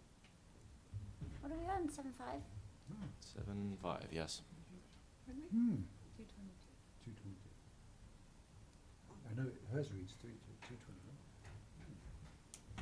Mine's 222. I don't think you have the I might be on the wrong Yeah. one. Okay, so I apologize for that. I report number 13-222 from the Director of Infrastructure and Sustainable Development regarding development permit applications from CFA Investment Incorporated for 620 105th Avenue be received, and further that the development permit number 13-27 be amended to include the following conditions. That a site plan acceptable to the Director of Infrastructure and Sustainable Development be submitted, illustrating vehicle circulation and parking area of existing vegetation to be retained, and details of landscaping and fencing with the objective of buffering neighboring residentially zoned properties from the industrial buildings and activities on or emanating from the subject property. And further, that staff be authorized to issue development permit number 1327 to CFA Investment Incorporation for the construction of a new warehouse at 620-10 105th Avenue. Very I'll good. second that motion. Councillor Wilbur is seconding. Thank you for your participation. Yes, very good. I'm glad you had to read that one, Sue. Are there any curiosities, questions, concerns that people wish to identify about this application here? I thought staff did a great job of looking at the concerns, and so I'm in favour of this. Very good. I suppose I have a question, and that's it's just 100% curiosity. It's not indicative of a desire or anything like that. But could the demolition of the existing structure on that property be made a condition of the development permit application? I'm just curious. Through your worship, it possibly could, but you would wish to consult with the property owner about that, because the building is not derelict. There Yes. is no aspect of it that would require demolition. It is, doesn't fall within our criteria as unsafe or decrepit. And so, you know, you would be asking them to commit to demolishing a perfectly usable building. And I think you'd want to consult with them. They have not, Of they have course, not yeah. put that on the table, and we have no reason to recommend it because it's not unsafe or derelict. Yeah, yeah. It's just a curiosity, like I said. Very good. Putting that aside, I'll call the question. All those in favor of the resolution? Opposed?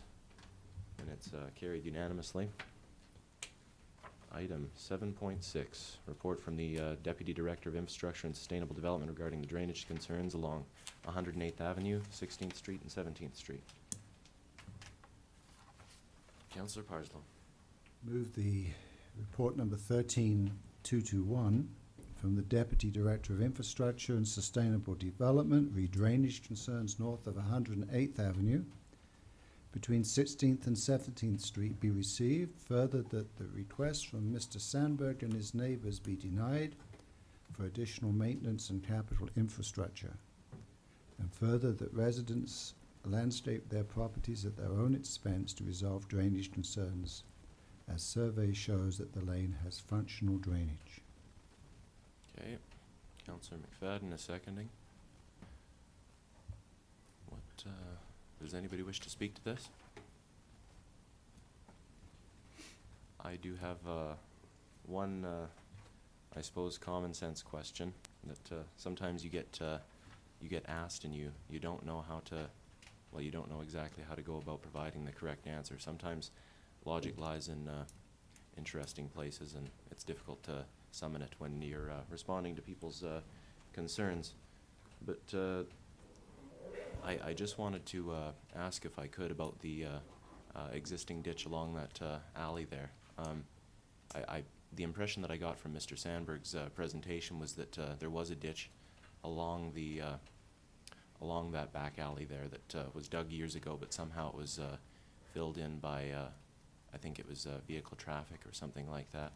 And I was wondering, although there was a design here for a storm drain, you know, to bring things out to 17th, I was wondering if it were possible to just dig out that small open ditch to drain to 17th. I was wondering what the difficulties would be with going ahead with that. Go ahead. Well, through your worship, the report shows that the drainage ditch in the lane, which runs eastward, not westward, is functioning and does carry water if it reaches that ditch. It is being maintained on an annual basis, and that it is carrying water and the water is running.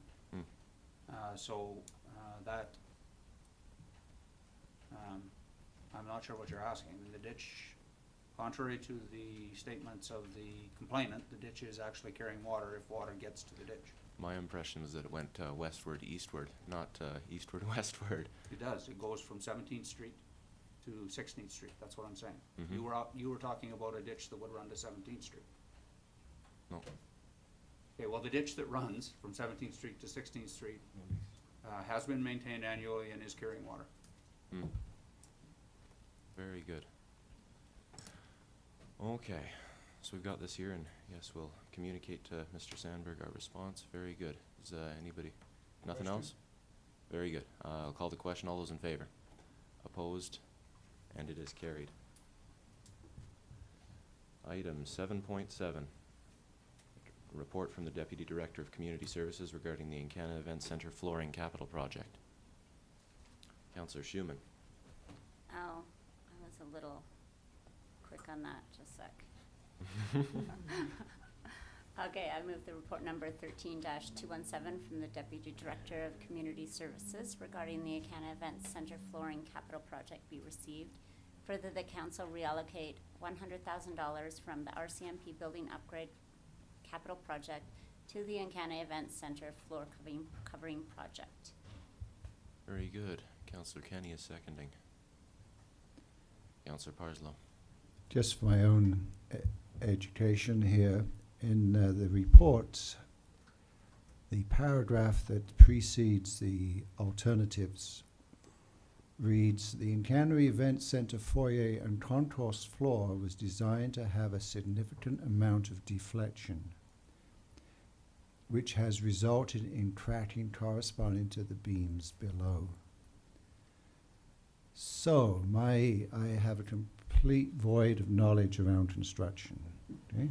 So my question would be that was it intentional then, or was it an expectation that we would have these cracks in the design and that we would be doing this work, which I see as being remedial work, and I find that kind of strange. That we would be assuming a cost for something that would be predicted. I'm certain there's a good answer to that. Well, through your worship, that whole project was quite strange. If you've read the historical narrative. Yeah. Functionally, the design said rather than expansion joints, it would be a single pour. The concrete is a flooring material. It's not structural. The concrete has no structural impact on the building at all.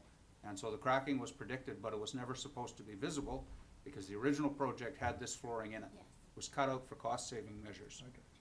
In the full awareness that at some point it would have to be put in, because although the concrete is not structural, the cracks allow moisture in there, and if nothing is done, eventually they could have, the water infiltration could have a structural impact. So it was cut out for cost savings in the original scope changes, trying to bring it into an acceptable level at budget. And now it needs to be, well, it's needed to be done for several years. Very good. Yes, Question? it has. And the $100,000 for the RCMP building upgrades will be included in our future financial plans, eh? Through your worship, the project over there is a boiler upgrade. And the issue we've had is, although we keep awarding it to firms to do, they don't do it. They're too busy. They don't come and work. There's no prospect of getting it done this year anyway. Yeah. So it'll be in next year's budget in the hope that we do get a contractor who will do it. Sounds good. No other voices. I will call the question. All those in favor? Opposed? And it is carried. Which brings us to item 7.8. Last bit of reports there from the Deputy Director of Community Services regarding the Smiling Dog Fundraiser 2013. Councillor Parslow, quick on this one. Well, yes, this is because of the policy we have adopted and then what we happened after that and so on. So I always pay attention to this sort of topic. Yes. That report number 13-223 from the Deputy Director of Community Services reads, Smiling Dog Foundation fundraiser be received. Further, the Council deny the Smiling Dog Foundation request to use the soccer fields to host a dog park fundraising event. Very good. Councillor Kenny is seconding. Councillor Parslow, do you wish to identify why you believe in this so strongly?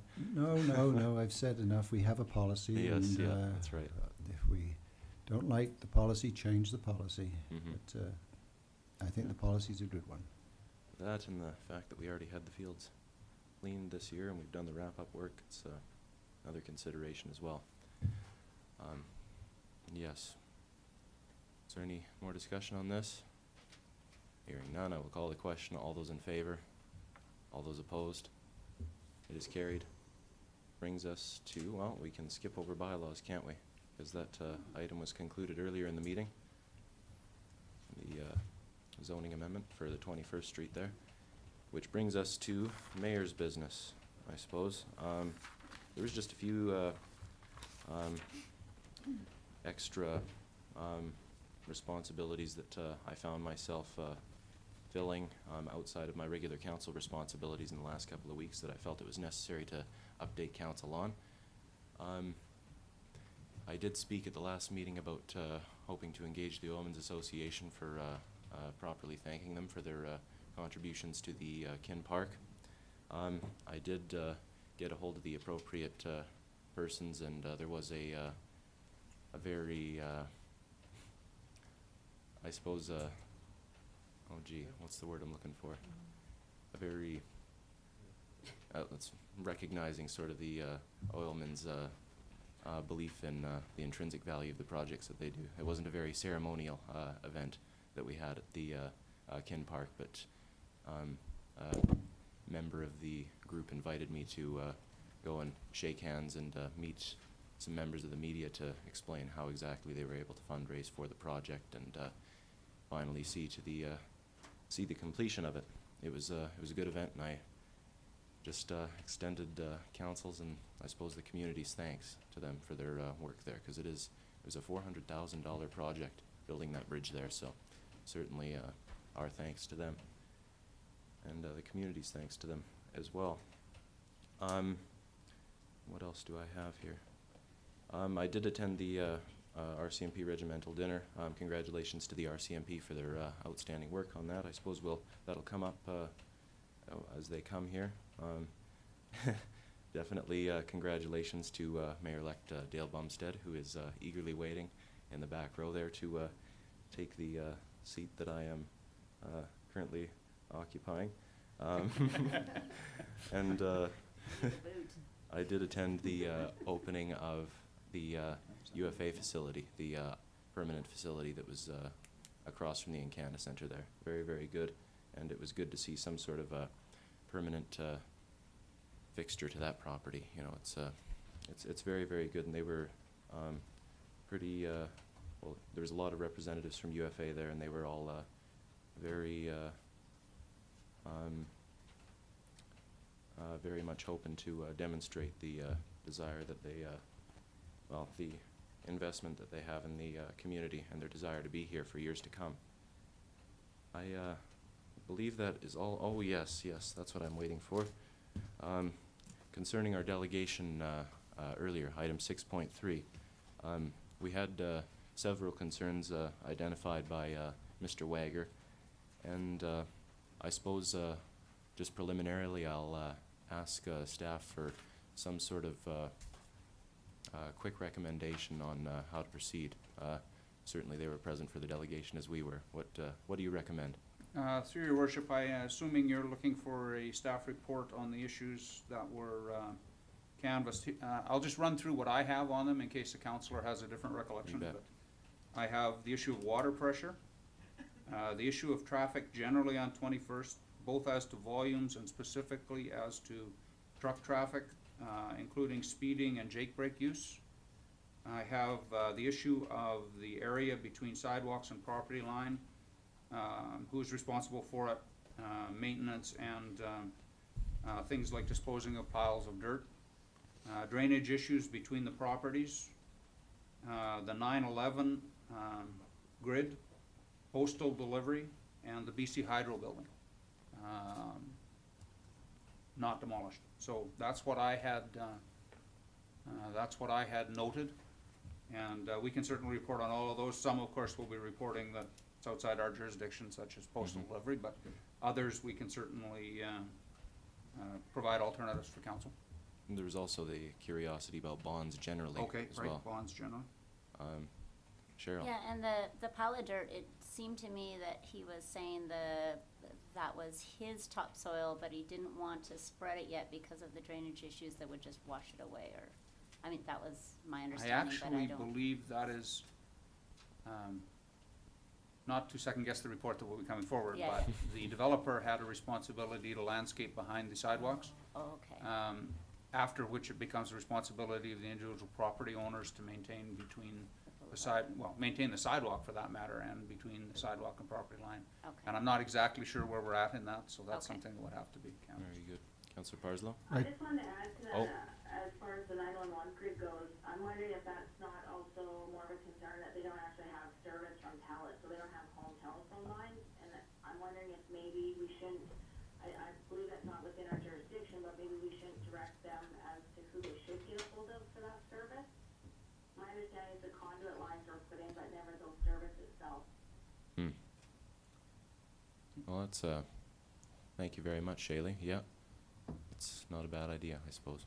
Councillor Parslow? I'd like to move that staff develop on a report on the issues listed by our CAO and supplemented by Councillor Wilbur. That's a good idea. I'll second that motion. Get my name on there since we're in the mayor's business portion of the meeting. Question. Terry, come on. He's in such a hurry to get out of here. He Um, wants to make it laugh. No, that's not it. Yes, it Apparently. is. All right, so we will have this report. That'll be good. Does anybody, no, nothing else? Hearing nothing, I will call the question. All those in favor? Opposed? It is carried unanimously. If I can interject, Go ahead. Yeah. Under your section here, October the 4th, I believe, there's something that, Friday, October the 4th, am I correct? That is a Friday? I haven't got my calendar. It is? Yeah. Remember that Mayor and Council are invited to the 30th anniversary of the Dawson Creek Oh. Art Gallery. They changed the things so to accommodate Mayor and Council who were going to be away at UBCM. So I just want to put a plug that we go to that, given October the 4th, 7 p.m. I believe Yeah. it is. Yeah. I've got that in my phone, actually. Thank you for mentioning that, Councillor Parslow. Very good. October 4th. We'll move on to the diary. Calvin Crook Center for the Arts update. I'll just kick that over to Duncan, Your Worship. Good morning, Duncan. Morning. How are you? I'm good, thank you. That's good.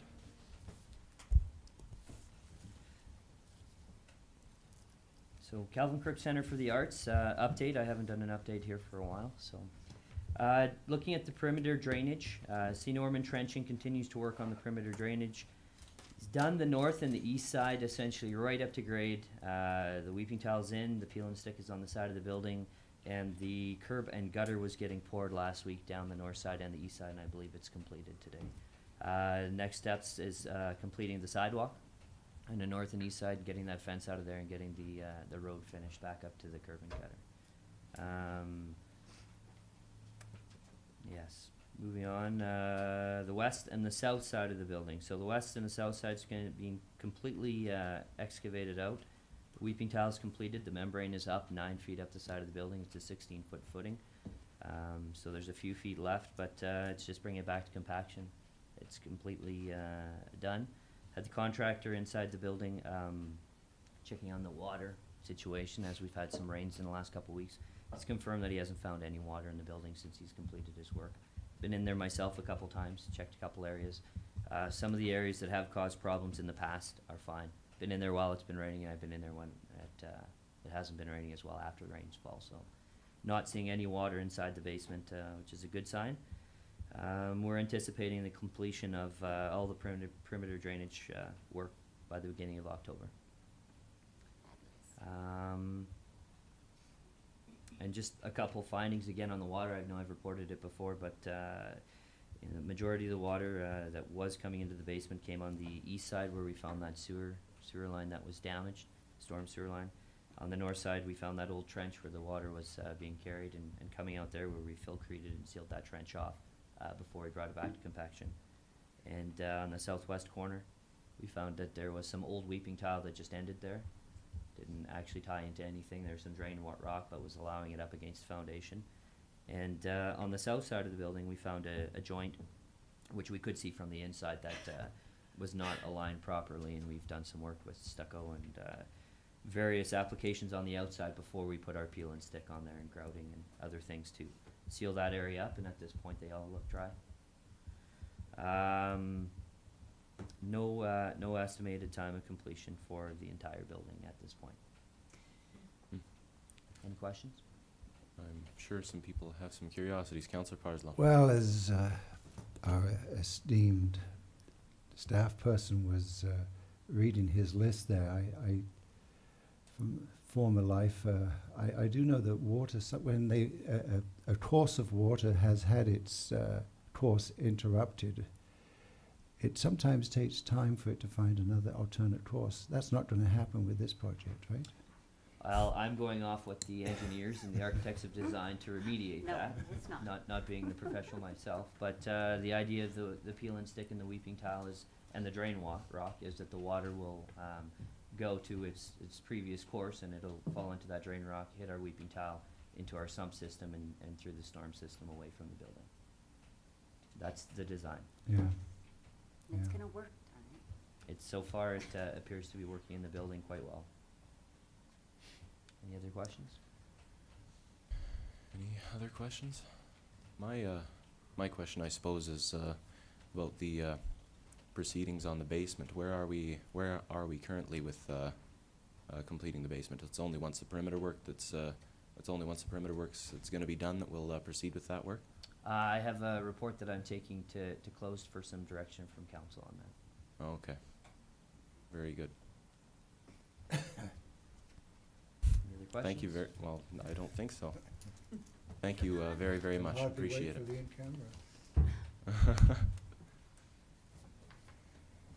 Awesome. So, consent calendar, there's 2 items there. Oh, okay. Does council wish to recess? Yes. Okay.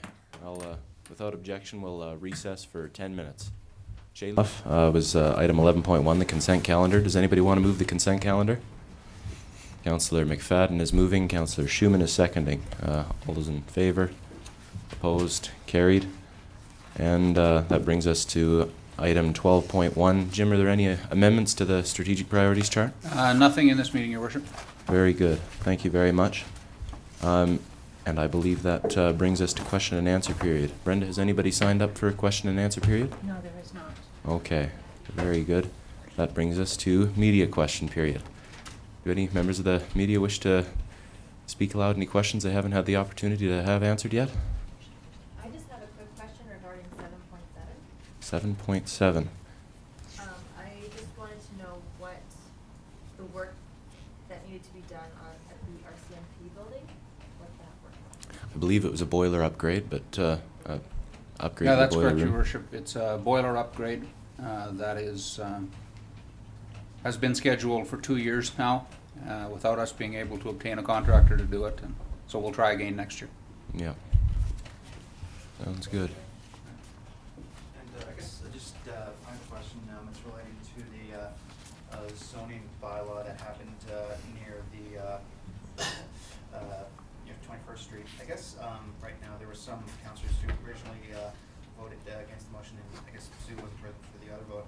So I guess I just want to know a bit about Cheryl and Shaylee both sort of made it clear why they voted the way they did, but just the councillors who for the 3 other councillors, I just wanted to know why you voted the way you guys did. Go ahead, Councillor Parslow. Yeah, well, in fact, you're slightly incorrect there. There's only 4 council people at that meeting. Okay, sorry. 2 for, 2 against. So that's why the 2 councillors you probably want to ask are myself and my colleague, Councillor McFadden. Concerning my concerns about the project were essentially, I asked about a barrier, a boundary, to separate this development off from the single-family dwellings. And I believe that the proponents for this development have done a good job of separating this off. You heard John Vetter describe what they're going to be doing. It's very analogous to the, I think they call it the Chapel Hill development on 17th Street. The other concern was one I'm still not comfortable with, and that relates to the fact that people buy a home and it's zoned, the land next to it is zoned single-family dwelling, and then council, in response to development proposals, change it. And that, I suppose that's just a fact of life, but I still have a great deal of empathy for the concerns raised by people in that regard. So they were the two reasons why I voted originally against. I feel one of them has been more than adequately addressed. And I also have learned, subsequent to that meeting, that one of the major issues affecting the residents on 21st Street, which is drainage, will be very positively addressed by this development. So that was something that I was not aware of was it 2 or 3 meetings ago? So I voted yes somewhat reluctantly, given that there was, I felt that on balance, you know, to me it was a 50-50 thing. So whereas before I was maybe 80-20 against it. Yeah. Right, I guess the next question goes to you, Chair. Well, yeah, I think Councillor Parzo has talked about some of it, but I think the developer has made a great effort to communicate with all of the folks that live there, and he's agreed to do some berms and fences and shrubbery. Also, the covenant that the city has placed on their property in terms of water and traffic development, I think, should alleviate all the concerns of the folks that live there as best they can. Okay, and finally, Sue, what can you tell me why you voted the way you chose to vote? I voted because all the concerns were, you know, I think that the developer addressed them. And I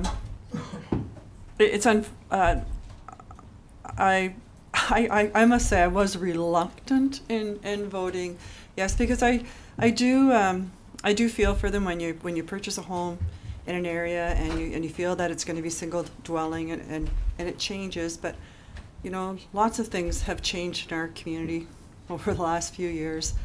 And on the other hand, if we don't sometimes change with what's happening in the day, then we would be accused that we're too rigid and not zoning or not changing the zoning. So, you know, it's really, you can't win with this one. And I know when I moved to Dawson Creek and I purchased a home, and it was a very quiet area, and there was no traffic on my street, and now there's tons of traffic on my street because of the Chapel Hills development. But quite honestly, I wouldn't consider going to council and asking them to redirect the traffic, or like, you know, it's a fact of life. Things change around you, and sometimes you luck out and sometimes you don't. So. Okay. Awesome. Thanks a lot. That's all the questions I have for now. So. Thank you, Will. Thank you. With no other questions from the media, I suppose we will move into section 15 of the meeting. I hope that we have the staff sergeant in attendance to... He's on his way, so I suggest that we might start with the fire chief. Neat. That sounds equally as exciting. Very exciting, I mean. Good morning, Shorty. Well, welcome to fall, everybody. First day of fall. I'm probably the only excited one. Maybe Sue is too. All good. So you have the report in front of you. That report is for the months of June, July, and August. So numbers might look high, but again, it incorporates 3 months. Overall, the numbers are lower than 5-year average. That's a good thing in our business. So you have those in front of you.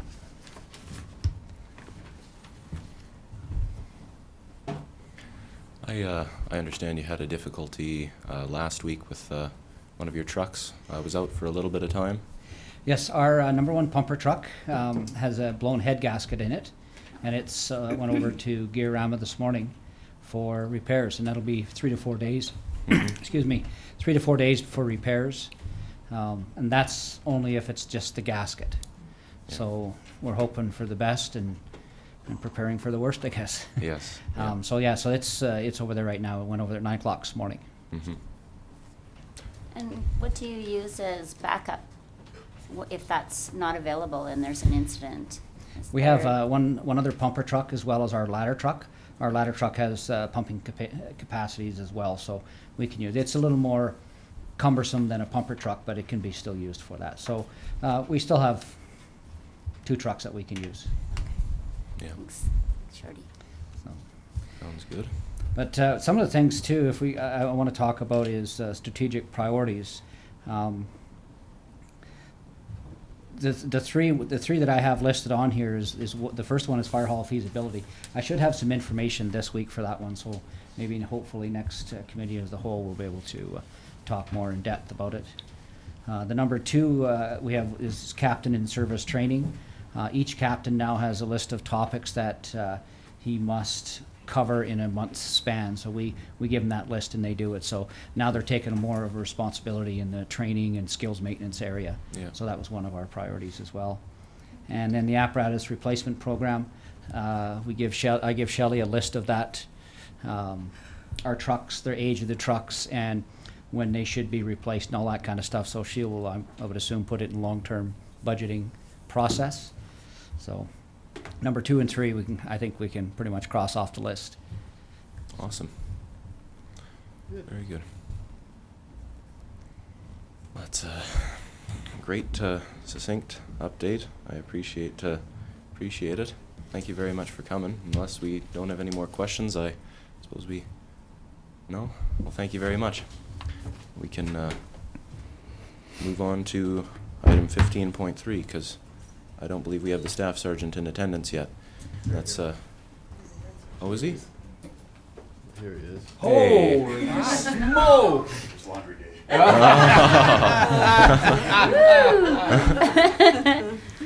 Milo, you're welcome Laundry to day. come up to the front and how are you? Very nice. I'm doing well, how are you? I'm doing good, very good. Shaylee, it's unfortunate that you can't see, but we've Yeah. got Milo in his full surge this morning. Wonderful surprise for everybody. Yeah. I think it's gonna be. Have you been hanging out at the Mile Zero post or something? The delay is that this doesn't fit as well as it did when I was 20 pounds lighter, so. Oh. Is that, this- that must be the baby weight, right? It's the baby weight and the not building a house anymore weight. Is this going to be a request for funding meeting? Oh. Yes. I'm here with my hat out. Looks great. So, well, that's an unconventional start. Yeah, And so at any rate, this is the first meeting after the summer, and we actually had a pretty good summer, all things considered. There were a few major events that took place, but for the most part, we were fortunate and we were able to solve them. I think that was, so starting with the robberies that took place there earlier on in the summer, which were resolved substantially through a lot of help from the public. The arrest of those people gave us a pretty reasonable summer, so a lot of the major incidents that we would have been expecting, we didn't end up materializing just because of that. So that was good. We did have one fatal accident, but it was a fatal accident in which it really was just an accident. So there was no alcohol involved. There was no case of speed. It was just sort of a momentary lapse in judgment, not the type of thing that would really be susceptible to any kind of a policy change. Yes. We were fortunate in that we have not yet this year had an alcohol-related fatal or a speed-related fatal. So we're conducting enforcement in both of those areas. We're expecting to do continued enforcement, especially in the alcohol area as Christmas approaches. We're going to be doing that quite a bit. And we're fully staffed right now, which puts us in a nice position to be able to do some of the kind of the frills and the luxuries and that type of thing. And so we've been able to do those types of things, bike rodeos and all of those sorts of things. So yeah, that's basically the state of the union as it relates to us. We're kind of grateful that we had such a reasonable summer. One thing I did allude to in my COW report was the Cops for Cancer. We had Cops for Kids. We had a fundraising dinner.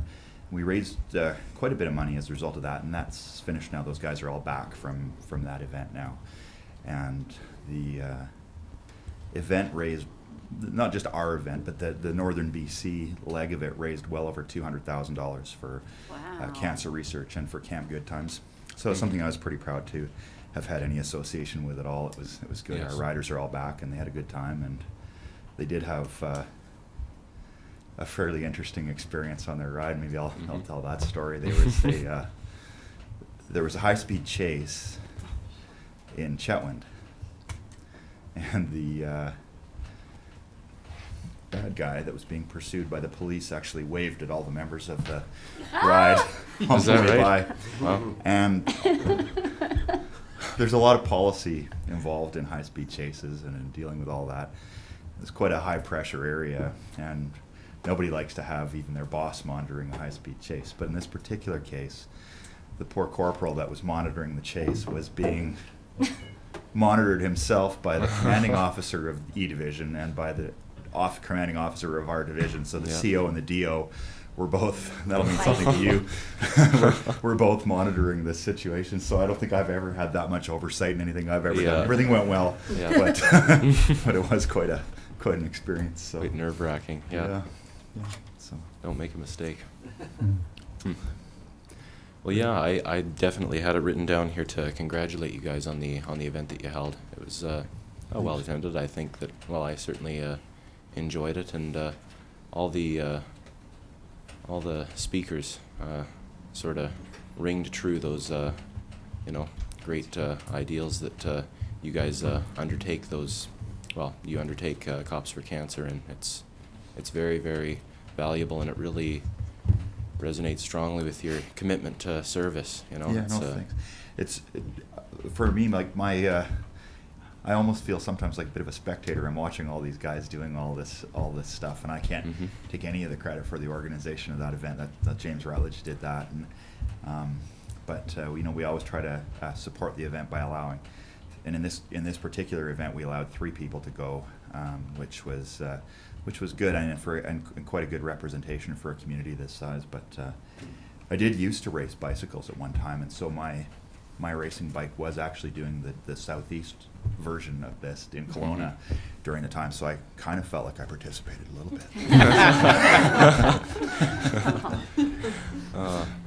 Councillor McFadden.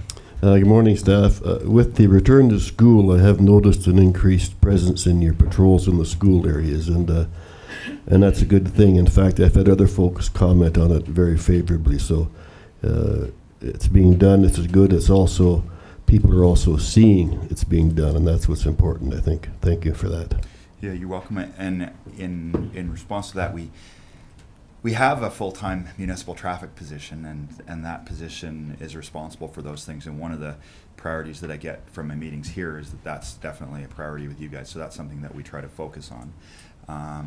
And I also have, unfortunately, the people that have competed for that position always seem to be successful in competing for other jobs.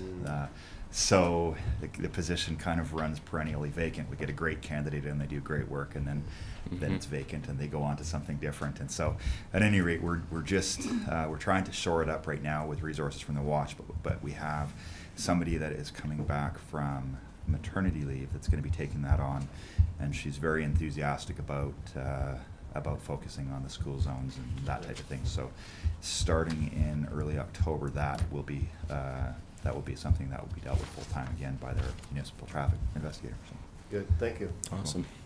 Does that mean Tim got a transfer? Tim was he's sort of like one of my proudest success stories, and he was successful in competing for a job here locally in our serious crime section. So he's going to be working with James Rutledge doing the serious crime investigation upstairs. Well, he okay. is currently working with, doing that. So he's, so, you know, I didn't want to hold him back from that. He's well suited for To that. be a traffic cop. Yeah.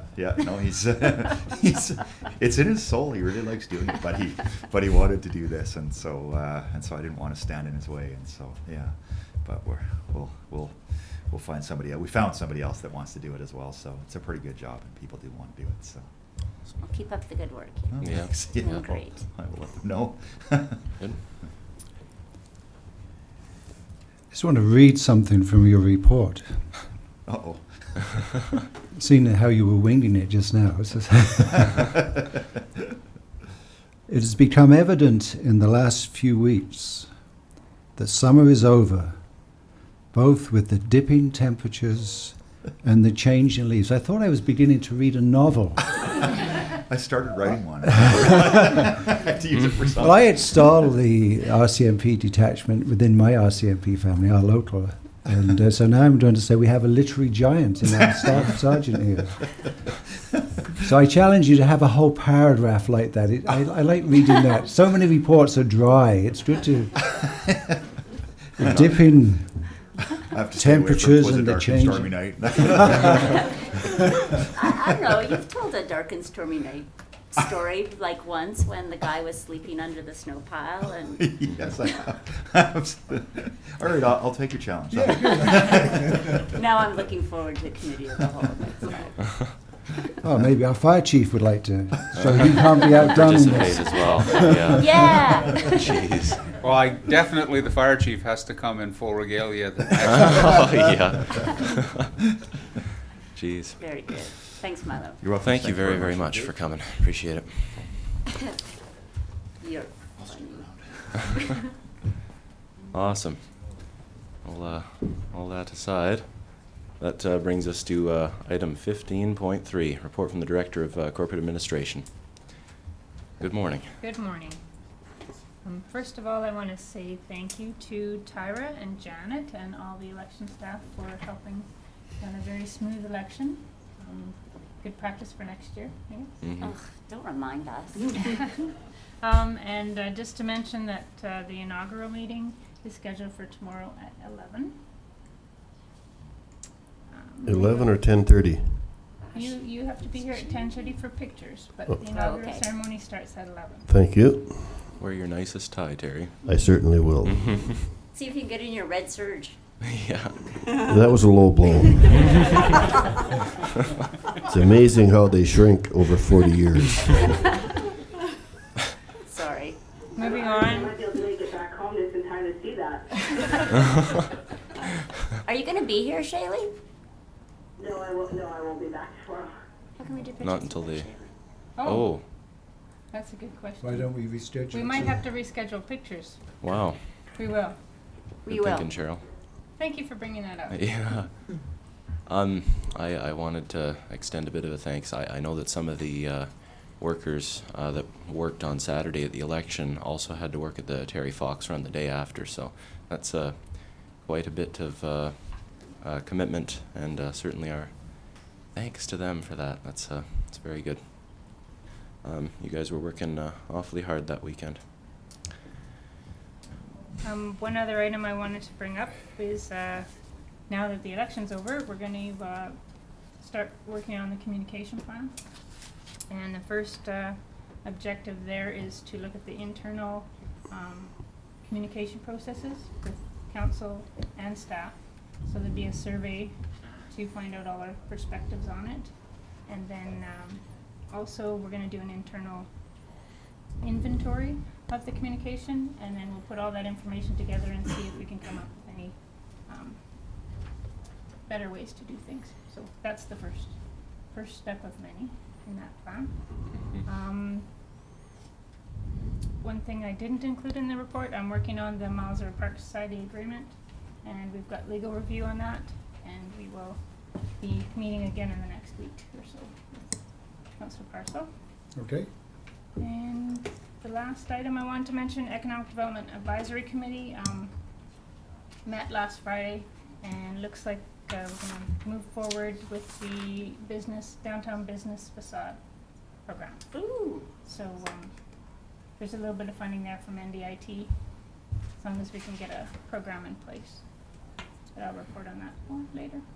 Awesome. Awesome. Councillor McFadden.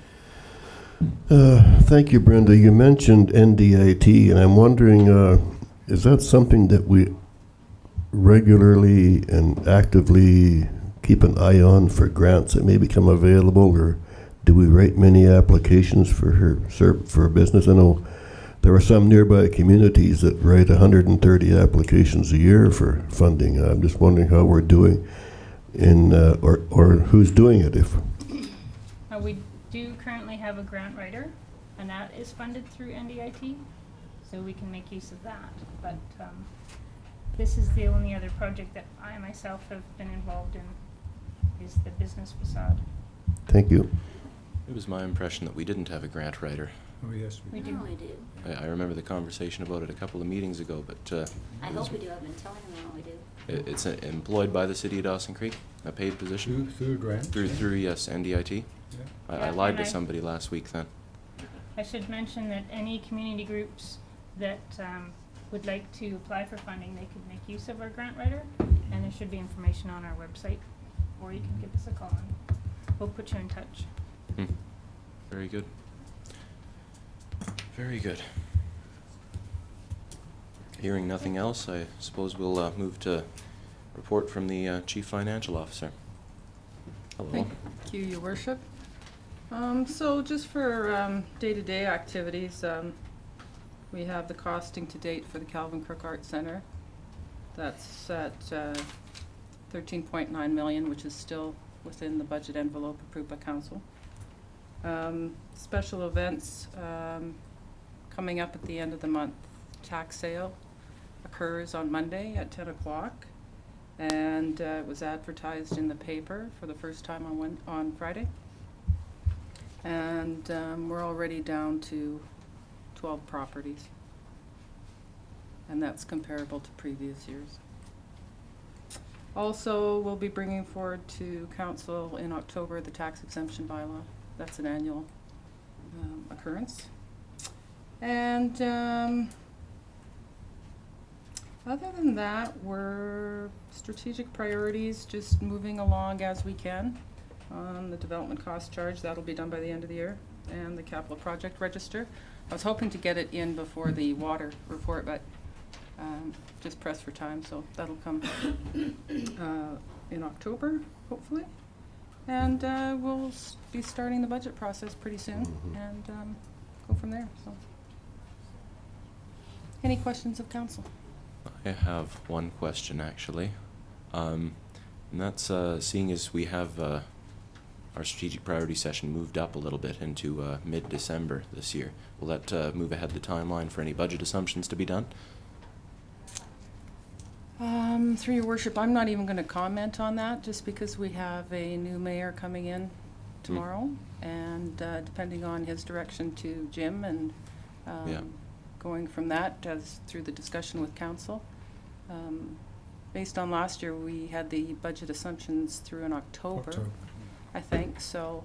I expect that there's going to be a little bit more attention given to that first step, and then from there the actual process timeline can be established within the parameters of all the other things that we're working in. So, thank you. All right. Thank you very much for your report, Shelley. It's very appreciated. you're welcome.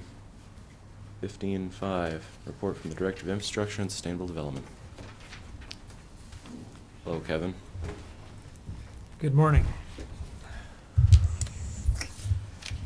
I got a couple reports here to touch on. First one being development activity, building permits. And as it's over the summer months, you'll see that at the end of August, we were just about $6 million ahead of last year. So that's great news. We were about $35.5 million worth of value for building permits. So that's great news once again. It's been a very busy summer. Along with all that development and subdivisions, of course, we've seen increase with our engineering and our public works crews. We're finding that a lot of these developments, they don't work Monday to Fridays and they don't work 8 to 4, so they are working, pretty much 7 days a week in a lot of these areas. So we are finding ourselves responding to various trouble calls or situations with infrastructure pretty much all the time now. So that's just a new reality that we face, and it's a busy community. So the days of quieting down over the weekend seem to be gone. So it's just something we got to adjust and respond to.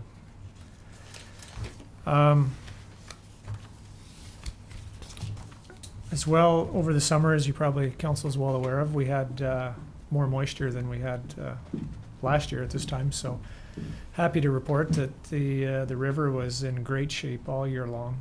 I think we're still 20 centimeters over top of the weir at the Aris intake, and that's been kind of a pretty common theme for most of it. We had a bit of a drawdown there in late August, early September, but generally it's been in great shape. So as you know, we never went to any other conservation measures beyond level 1, so that was, again, great news.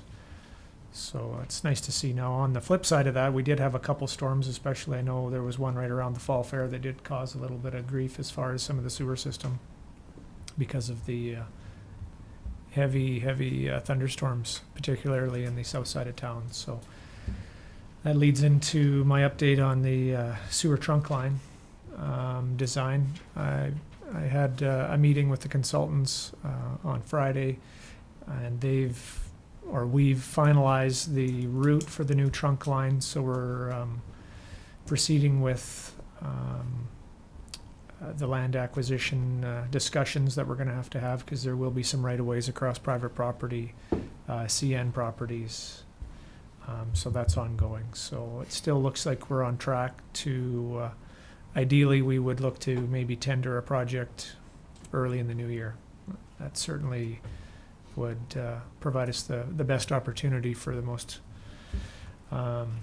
advantageous pricing out there. So that's our hope. Awesome. Sorry. No, so did you have a question? No, I was just, that's good. Okay. Good to hear.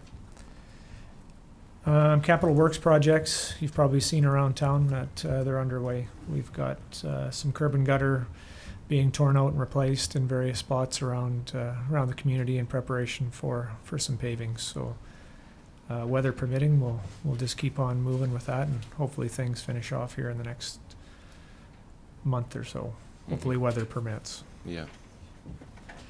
I had the opportunity last weekend and first couple days of last week to go to a conference in Denver, Colorado.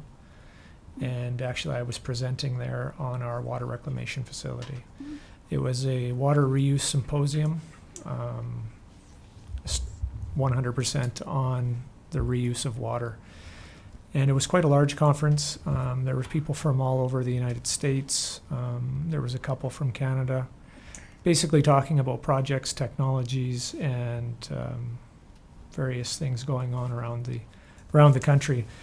It happened to be at the same time that Boulder, Colorado was receiving 18 inches of rain and experiencing what they were saying is the most catastrophic flooding that they had ever seen. They were estimating it to be somewhere around 1 in 500 to a 1 in 1,000 year storm. They weren't too sure how to quantify it. But in Denver itself, luckily, we were unaffected while there. But it was a great conference. A couple things that I took back from that is the United States certainly have legislation that allows for more opportunities in water reuse. Obviously a little more advanced than our abilities maybe on the provincial front. A number of these communities have separate systems in the community that reuses water. So they've got a water system, a sewer system, and a water reuse system that they pump water to some of their industrial properties in the community. Yeah. Mostly used for cooling towers in industrial applications, but I found it quite interesting. And really what is driving driving this is not only the scarcity of water, which it's real and I dare say far more problematic there than it is here, but it's also on the sewer discharge side, is that they appear to be far more regulated and encouraged to reuse the effluent and not discharge. And in fact, in Florida, I think by 2025, the one speaker I listened to, that they will not be allowed to discharge into the ocean anymore, and that it will be mandated to reuse their sewage effluent. So very interesting. Bit of an insight to maybe where we go someday. But yeah, it was great, and it was a great opportunity. So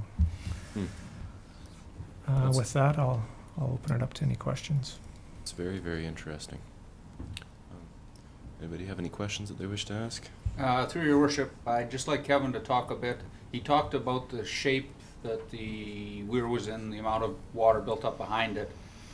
But we have the mechanism now for you to check that yourself any moment you wish. Right. So Kevin can speak Yeah, to that. sorry, I forgot to mention that on our website we do have now a webcam for the Eris intake. So if you go to the website and go to the water page, just off to the left-hand side there, you'll see a picture and a link, and it will take you live to the Eris intake, and you can see for yourself just the status of the river. So it doesn't provide any data at this point as far as how much above the weir or below the weir it is, but it certainly allows you to visually look and see what's happening.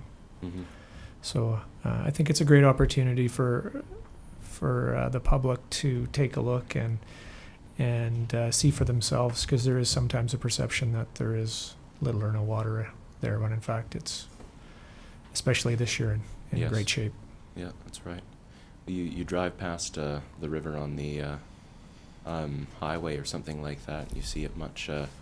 Well, you get the impression that it's very depleted, but you head to the intake there and a little bit further up, and there's a lot involved, and certainly at the intake there's a lot of area to draw from. But I found that tour that I took earlier this year very, very educational. There's you could see all the opportunities for management, all the things that have been done, and just everything that's involved with the system that we have right now. It's there's a lot to consider, and any opportunity that people have to view it firsthand, I think, is beneficial. Yeah. So, Councillor Parslow, sorry. Reclaimed water usage. Any word on how far are we along the journey of getting permission to use it for watering plants and flower boxes and Right. stuff? I don't have an update right now. We've sent some preliminary information off to the ministry, and it's been some time since I've got an update, so I'll mark that down, and I will get an update for the next meeting and just find out exactly where we're at. Yeah, because I think it would be nice to have that capacity for next spring. Very much so, and in going back to this conference is, that's just a given in the United States and most of these jurisdictions. It's all used for irrigation, wetlands development, and industrial uses, and so it'd be great for us to have that ability as well. And one other matter, some time ago, I asked if you could look into the question. This was on behalf of the Mile Zero Part Society, a second sewage drop location. What's going on with that? It's unable to be done this year, Yeah. obviously, because it hasn't happened. So That's correct, and so we will need to attach some form of a budget item to that, but I've heard that from a few others also in the community, that there is a need for a sani dump for RVs. Right now, I think the only one we have is out at Mile the Zero, Mile yeah. Zero at the campsite there, and after a weekend, there's quite a lineup, I think, to deal with that. And inevitably, what might happen is if people choose not to wait, then we're not sure where it's going. So it might be in the community's best interest to have a second site. I guess the question is trying to find a suitable location that might work, and that we haven't quite identified yet. Awesome. Very good. My impression was that the Permitting from the Ministry of Environment will be just a few months away in January or something like that, but we'll receive an update on that, I suppose, in the near future. Are there any other questions that anybody wish to ask? Shaylee, you're good? I'm good. I do want to go yay on all the development permits over the summer. Yeah, of course. It is good news. It is good news. Very good. Thank you very much for your Okay, thank attendance, you. Kevin. Appreciate it. Good to hear that things are going well. Brings us to item 50-6. Good morning, Barry. Morning, Your Worship. Council, Councillor Wilbur. Nice to have you. I'm not sure, I didn't come in earlier, She's but looking I'm not good, sure isn't where she? you are, but nice to have you with us. I wanted to thank Duncan and Taylor for putting together the report. I was away last week, taking a bit of a holiday in the mountains, and as my wife said, reflecting on life. So I don't have any poetry today, but I think I was pretty close to it when I was up in the mountains as high as I could go. A couple things that I wanted to reflect. There's a lot of information, and I would probably open up to questions as I go through, but I wanted to highlight a couple key factors. And at this time of the year, I think the most critical is the thanking of staff and the work that they do. In our department, and we all know it's really, they're the people out there that are weeding our gardens, cutting our grass, keeping the kids safe in the pools, putting the ice back in for fall, and they do a great job. And as Kevin had talked about a little earlier, the weather, I think this is probably one of the most extended in 6 years I've been here, the beautification program. I think we're still watering, and downtown looks still very good. So David and that crew did a spectacular job this year, and when weather helps us as opposed to going into drought seasons and we're pulling them down late July, we certainly got our value for our beautification this year. And throughout the report, I think it does reflect what staff do. And, you know, we've reflected on this before in our department. You just don't get to thank them sometimes. And so publicly, I wanted to do that as I came back. A couple things that I'm highlighting in the regular activities in Memorial Arena. I think as we go down not a year away, and I've talked about this a little bit before, but the legacy, certainly the money we were able to make out of the U18s last year, and 3 of these projects that we see really reflect the partnership opportunity for growth of female game, and really the partnership with our Minor Hockey Association membership to make that grow. And those opportunities, October 12th, we talked a little bit about before, the World's Girls Hockey Weekend. They're working very hard to make it accessible, affordable, and creating opportunities for females through Council's opportunity to host that national championship last year. We talked about the second annual CANA opportunity, and that's in CANA side that Brian Levers is within the community, has worked very hard with us. And we're hoping that we have 90 participants, and that really reaches out to the region. And we talked about the Olympian Sammy Jo Small coming in, and we're very excited about that. But the third one really shows the reflection of where we believe a partnership can go, and that's working with our minor hockey to provide an open female practice skill development drop-in program. And that has really been led by Dave Hamilton and minor hockey to see if we can just get girls down to the rink, and that age category is open from 5 to 17, and my understanding is that we might even see some moms put on skates and see if they can enjoy the game. So we're looking forward to that very much so the coming months. A number of the recruitment program going over at the pool is working quite well. It's something we need to look back to strategically as we go forward. Some of the numbers that we're looking at, for the first time we've seen a drop in our August numbers, and I want to work with Shantae in looking at pulling those numbers apart a bit. I do believe we're starting to see that impact of the Grand Prairie side, because really we didn't have the greatest summer, and some of those numbers should be pushing inside. So we'll be looking to bring strategically some thoughts as we move forward in some of those challenges at the pool. As everyone's well aware, the maintenance program is well underway, and I haven't had an update. I'll be receiving that today, and if there's any concerns, certainly we'll hear. I understand everything's on schedule, and that work's coming along quite well. A number of things within the recreation program, and that's where I highlighted within our staff. If there's any questions around any of the events that we happened, The Terry Fox run went very well, and I think one of the councillors alluded to the number of volunteers that just go from one event to another, and that was just another one that Aaron coordinated. And although we didn't raise the amount that the Cops for Cancer ride did, certainly the numbers were up, and we're quite proud of that as a community. Some of the stuff around the cemetery work I'll allude to in my strategic planning, and just a couple things I wanted to highlight. I'll be looking for Melanie to bring her final report forward on the rain barrels, and my understanding from her report that I see is that we're down to 10 composters, which is great, meaning that all the barrels were picked up and received. And I think one of the things that we did change this year that worked very successfully was we didn't put all the barrels together. People were quite happy taking them home, and if we wanted to, we'd gladly put them together for a small fee, and we did find that a number of people did take them home, and that was great. And lastly, I just wanted to reflect, if there's any questions around the special events, it is a very busy time with kids back in school. Programming is full bore. So there's a number of upcoming events there. If there's any questions, please ask me. And finally, around our strategic priorities, Council has been briefed in closed around our union contract negotiations, which we'll be getting back in progress with the union moving forward.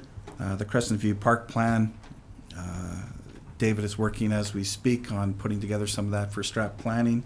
And my understanding from our last staff meeting is that Mel and Duncan will be providing updates and information with an email back to all members that had given us their email address within that community park plan to get them some update. And the cemetery expansion is working towards waiting for ministry approval on that granting of that property there for cemetery usage. And my understanding was that the 90th Avenue, was it 89th or 90th Avenue? 90th, right? 89th? Yeah. Did any councillors attend that this weekend? I wasn't able to, unfortunately. I think it was my the Terry Fox understanding one was went that very morning. well. The community of that street had a little block party, and Yes. we've been up in there doing some work, maintenance. David met with one more additional property member, and some maintenance was done. So we'll be moving forward with some information to council here in the next month on some of our next steps on where we're going with that. I was invited to that block party that was held. I believe it was 2 weekends ago now, but it was well attended, I think, and it was a really good, positive event, I hear. It's unfortunate that I wasn't able to be there, but very, very good. So again, if there's any questions of council. Go ahead. Just a couple of questions and a couple of comments maybe. The Mile Zero Park, that beautiful zero-scape garden that's surrounding Sudeten Hall, is that now complete, or is there still another phase? You may not know the answer to that, but perhaps you could. Your presentation has just sort of. I've lost track of where that's at. You know what I mean? Yeah, I'm pretty sure that is complete, Councillor, but I will follow up with Yeah. that. Okay. The hanging baskets, always an issue, I suppose. First of all, a compliment. I really have enjoyed the horticultural efforts this year, and I like the presentation of them and location. And obviously, everyone has a difference of opinion, but I have vehemently and enthusiastically embraced what's been done. But just a reflection. I attended another event I really enjoyed at the Tourism Dawson Creek office. I'd be a councillor for the day. Mm-hmm. I was surprised how much I enjoyed that, because I don't really like, I'm a kind of a shy guy actually, but I really enjoyed it. But I wondered, was the planting a little later this year? Was there a reason for that? It just seemed to me that with so many tourists around, and that I wondered if they couldn't be planted. The plants couldn't be planted out a few weeks earlier. Again, just a reflection. I mean, we have an expert on staff on these things, but was there a delay that you know of, or what? My understanding would be there wouldn't be a delay, and I'm not definitely the green thumb planter, but I will follow up with that. I think the basic answer to that is that we use the Farmer's Almanac very closely, and the frost, the time when Yeah. plants can go in, Yeah. we're a little delayed from Lower Mainland for certainly, Yeah. but I'll follow up with that for sure. I do want to follow up with your comment, Councillor Parslow. The creativity of what David brings It's you know, very is good. spectacular. I've talked about this before. I had a number of family members and friends come through and comment all the time. Some of the stuff that we see outside of City Hall and how it flourished, I think we're very lucky to have David, and Mhm. David's creativity to that is certainly our city's win for sure. Right. So I will check I that agree. for you. Yeah, I agree. I love what he does. But the last comment, the hanging baskets. The hanging baskets we received this year seem to be just as if they'd been planted the day before. That may be an unfair comment. I don't wish it to be. But I would like to, wondered if we, in our tendering, can ask that the plants be well established. It seemed to me to be again delay before those plants that we received really took root. And again, just going to other communities, they seem to be further ahead. So we spend a lot of money on that. And again, just a comment for. And I think I will bring, David has done some information on that in the past, and the rationale of how he does that, so I'll bring that forward as well. Councillor Schumann. Hi. So we had a really great rain barrel drive, got lots of rain barrels out there. I just wanted to remind everyone that once winter is on its way, we need to drain those, take out the little spout, and turn them upside down. Otherwise, they will accumulate a little bit of water in there and they will crack. I know there was all sorts of ones that cracked over the last year, and it's just simply that we didn't store them properly. So just heads up, everyone, turn them over. Either that or we wanted them to buy them again. No, we didn't want them to buy them again. I mean, we want them to buy more or whatever, but Mine are turned over. I did it before we went down to the UBCM. Very good. Yeah, Not that's trusting the weather. yeah, they don't Yeah, the only reflection I can give to that, Councillor Parslow, is mine will certainly be safe because they never got out of the garage, so they're still dry. I mean, they're safest in the garage, but if you're gonna leave them outside, just turn them Didn't even over. get installed That this little year, so. screen on the top. We had so much rain, we were good. Yeah. Okay, thank you. Thank you, Barry. Thanks, Barry. 15-7, report from Tourism Dawson Creek. Hello, Tourism Dawson Creek. Samantha. You guys are so patient waiting Yes, for the yes. whole meeting. Last but certainly not least. Oh, well, thank you. So before I start today, I want to say thank you and congratulations to Mayor-elect Mr. Bumstead.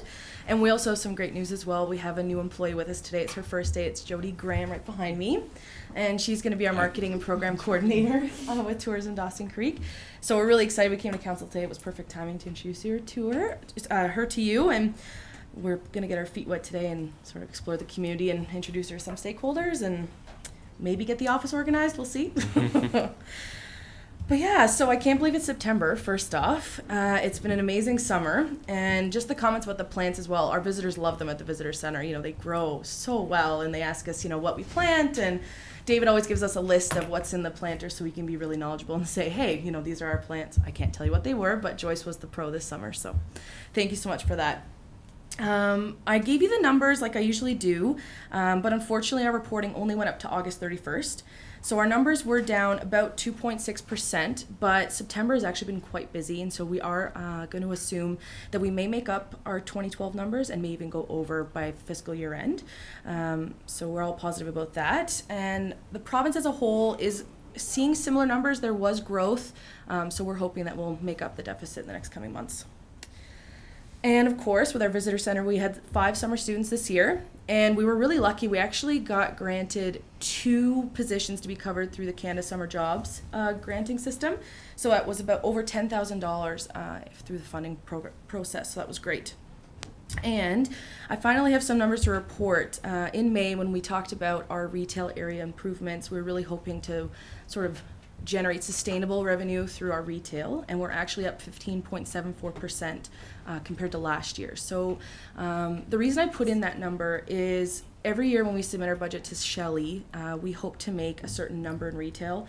In the last couple of years, we actually haven't hit that number. So this year we're hoping to get closer and hopefully achieve more, and then that sort of puts it into our pocket to ensure that our programs and supplies for activities are covered. Retail area improvement, are you speaking the sale of merchandise? That's right. Okay. At the visitor center. Yeah. Yeah. So we Gotcha. did some expansions, we did some painting, we got some new displays, just tried to update it so visitors had space to try on and just felt Yeah. welcoming, whereas before it was a bit dark and needed some love. So we're glad to see some returns on that, obviously. So. And then Alaska Highway House, we're actually up 10% over last year, which I'm really excited about. And the biggest reason that we are up is we have changed our Highway Howdy program with our caravanners. And we changed the program and the process and how we talk to them and how we promote Dawson Creek, and we went to a one-on-one relationship, and it's really paid off. They come into town, they park, they'll walk, they'll come to the Alaska Highway House, they'll visit the art gallery. They really spend more time downtown instead of feeling locked at their campground or whatever that may be. As well, we had over 6 caravans book a bus through us to then come downtown instead of detaching their tow car, and then that bus also takes them to Sioux Valley Game Farm. So it's been great. There's been investments made, and we see the numbers, obviously 10% at the Alaska Highway House, and then we see our caravan numbers up almost 41%. So we should see that shift in how they travel.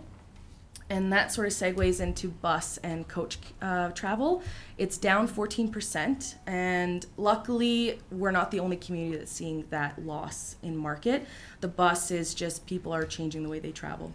And so we're glad that we're growing with our caravans and offering, programs that they really enjoy when they come to our community. And so lastly, I just want to talk about some of the programs that are still going and how they've gone. Our Mile Zero coupon book, pretty much all 10,000 copies are in the community. A lot of the stakeholders that are involved have a stash of them at their business, so obviously not every single copy is gone. But this year, I've tried to make sure that we get measurement from our stakeholders. And I've spoken with Old Fashioned Bakery and Brown Social House just to say, anecdotally, how's it going? And the Old Fashioned Bakery, the first thing Connie had said to me was, I'm getting new customers that I never had before. And even if it's 20 people that are new to her, she's excited that they'll tell their friends, I got this amazing bread or pastry or whatever. And Brown Social House is saying a lot more people are coming in for beers and appies because the coupon is for a free appetizer with 2 people. So Darcy's really glad that he's invested in it as well because he's getting some returns. And our goal by March 31st is to then have a full year review of how the project went. And hopefully we can get some maybe numerical evidence of, did my business gain 10%, 20%? We'll see. But we're hoping to get more measurement into this program as well. Social media is going strong. Our Facebook has just been rocking it. People are sharing their stories, a lot of wildlife pictures as well. And I've actually introduced Tourism Dawson Creek to 2 new platforms, Instagram and Pinterest. I'm not going to go into detail about what each of these are, but Instagram, we're going with the province. So all it is you put a picture out and people just share it. And there's not a lot of storytelling, but the images we have in our bank now that we've invested in some photography is doing really well on Instagram, so I'm happy. And Pinterest is almost like your old cork board. You put up some recipes, put up some stuff. For Tourism Dawson Creek, it's how we share content, so videos, really quick stories about the highway and our history as well, and so it's going well. The Stay and Play Passport just ended at the end of August, and we had 52 entries this year, so about a 5% growth over last year. I haven't picked the winner yet. I'm still waiting to hear from Tracy from Safeway just so that we can collaborate together to get the winners their prize. But we were really happy with the growth, and we're going to keep growing it as well. And really lastly, upcoming for the next quarter, obviously working with Jody, getting her part of the team and the community. But we're really looking to get a sports tourism workshop. It's put on by Destination BC, just so that we can get a strategy for our community and then attract and hopefully bid and win some sporting events in the next couple years. And I know Kathleen was here 2 weeks ago talking about the collaboration with the Dawson Creek Exhibition Association to do an economic impact study. We are part of that as well, and so we're working with the association and the chamber to try to get that moving forward with the SBEDC as well. Yeah, and then April has some updates as well. Thanks, Samantha. Your Worship, councillors. I wanted to just first of all thank Samantha and Joyce for and their great team of councillors for getting us through another visitor season. It sounds as if there's some great successes, so thank you. Also, on a regional note, Tourism Dawson Creek, Samantha presented on behalf of Tourism Dawson Creek at the Fort St. John Experiential Tourism Workshop, providing example as to the results of the experiential tourism work that we did last summer, and it was great to see that Tourism Dawson Creek was once again setting an example for our area and also the province, actually. Also, on a regional note, Northern British Columbia Tourism Association is holding their 3 regional meetings this year instead of 1 large conference and AGM. And the first of the meetings will be held in Fort St. John on October the 3rd. And we also like to acknowledge the sponsorship from the City of Dawson Creek and Tourism Dawson Creek. And I should also acknowledge, mention that the Peace River Regional District was a strong supporter as well. At any rate, we're looking for more registrants, and certainly encourage our stakeholders to come out. It does conflict with the Oil and Gas Conference, understandably, but we look forward to an update of on the Canada Winter Games, also HR Resources and Aboriginal Tourism BC, which there's a strategy that will be undertaken throughout the northern region, and specifically the northeast, central, and northwest, different workshops. So that'll be of interest to many folks. And also, what else is great? What else is one of the? I did mention the HR, which is really important for many of the stakeholders, and an Alaska Highway Heritage update too. And just in closing, it occurred to me, with all the talk of the water and the conservation, on a global note, the World Tourism Organization is holding a World Tourism Day on September the 27th, and the theme is tourism and water. So it's not only pointing out the great attractions and features throughout the world, which are visitor destinations, but then also discussing the importance of tourism and the sustainable use of water. So I would say that as you go forward with all of the plans for sustainability, please think of Tourism Dawson Creek, because I'm sure we can help in some way. Thank you very much. Yeah, thank you. Thank you. I have one quick question, and that is, what's your name on Instagram there? What do I look you up under? Tourism Dawson Creek. Tourism DC? Or Tourism Dawson Creek, Yep. okay. Yep. Gotcha. Does anybody have any questions? Councillor Parslow. I was just looking at your statistics. If I look at the section visitors, and I do a comparison, although the data for 2013 is until the end of August, so there will be some higher figures there, but our visitor number this year compared to the base year you used, 2009, is a 17% decrease. If I use the same comparison for your Alaska house, it's a 2% increase. Now, I've heard that, I think I've shared this with you at Mile Zero, that, and I think I heard it from Marilyn Howard, who still gets literature, that the use of RV vehicles in the States and camping grounds in the States is down 15%. But here you sort of share that an interesting thing, that caravans have increased and bus use decreased. So I'm a little confused. So the question might be: is tourism in BC or in northern BC down overall, and we're just part of that?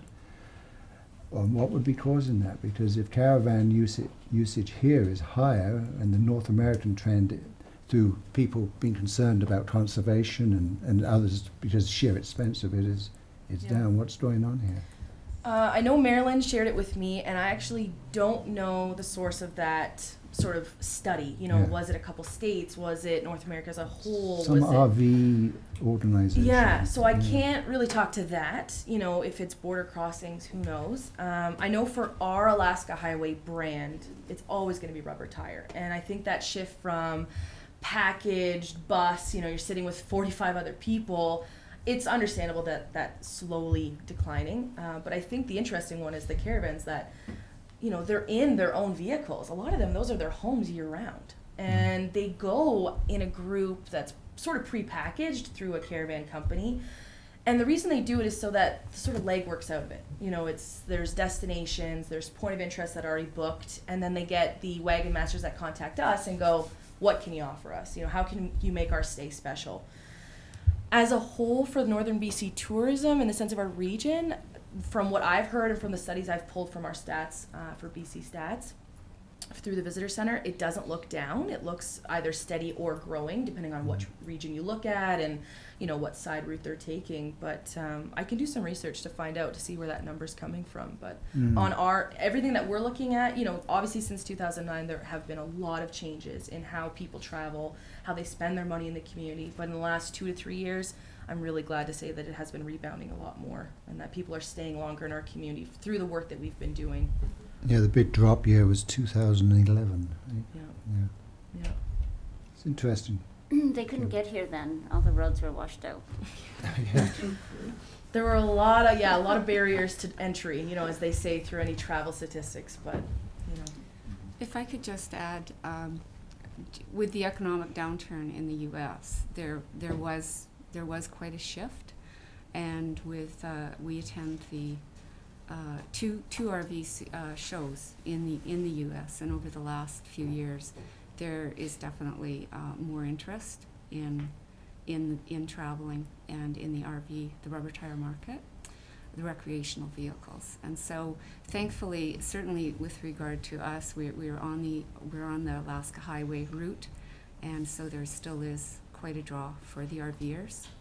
And one of the other points that I think we tend to forget about is that the over 50% of our visitors are also the BC and Alberta residents as well. So it's also fluctuates as to what's taking place in British Columbia too.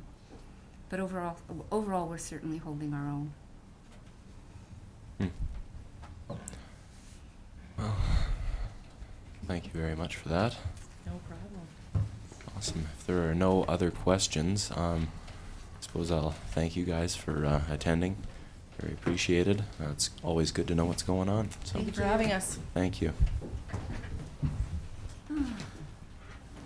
With the conclusion of that, all that we need is a resolution to recess to the closed portion of the meeting. Oh, yes, I suppose we'll need to amend that, or council will need to make a separate resolution to invite Mayor-elect Bumstead to attend as well. So moved. Councillor McFadden is moving. Councillor Schumann is seconding that that Mayor-elect Bumstead attend the closed portion of the meeting. All in favor? Opposed? Carried. Resolution to recess to the closed? Sure. Cheryl, Terry's seconding. All those in favor? Opposed? Stay inside the building, eh? Yes, sir. Stay. It's carried. We're leaving. We're out of here. Very good.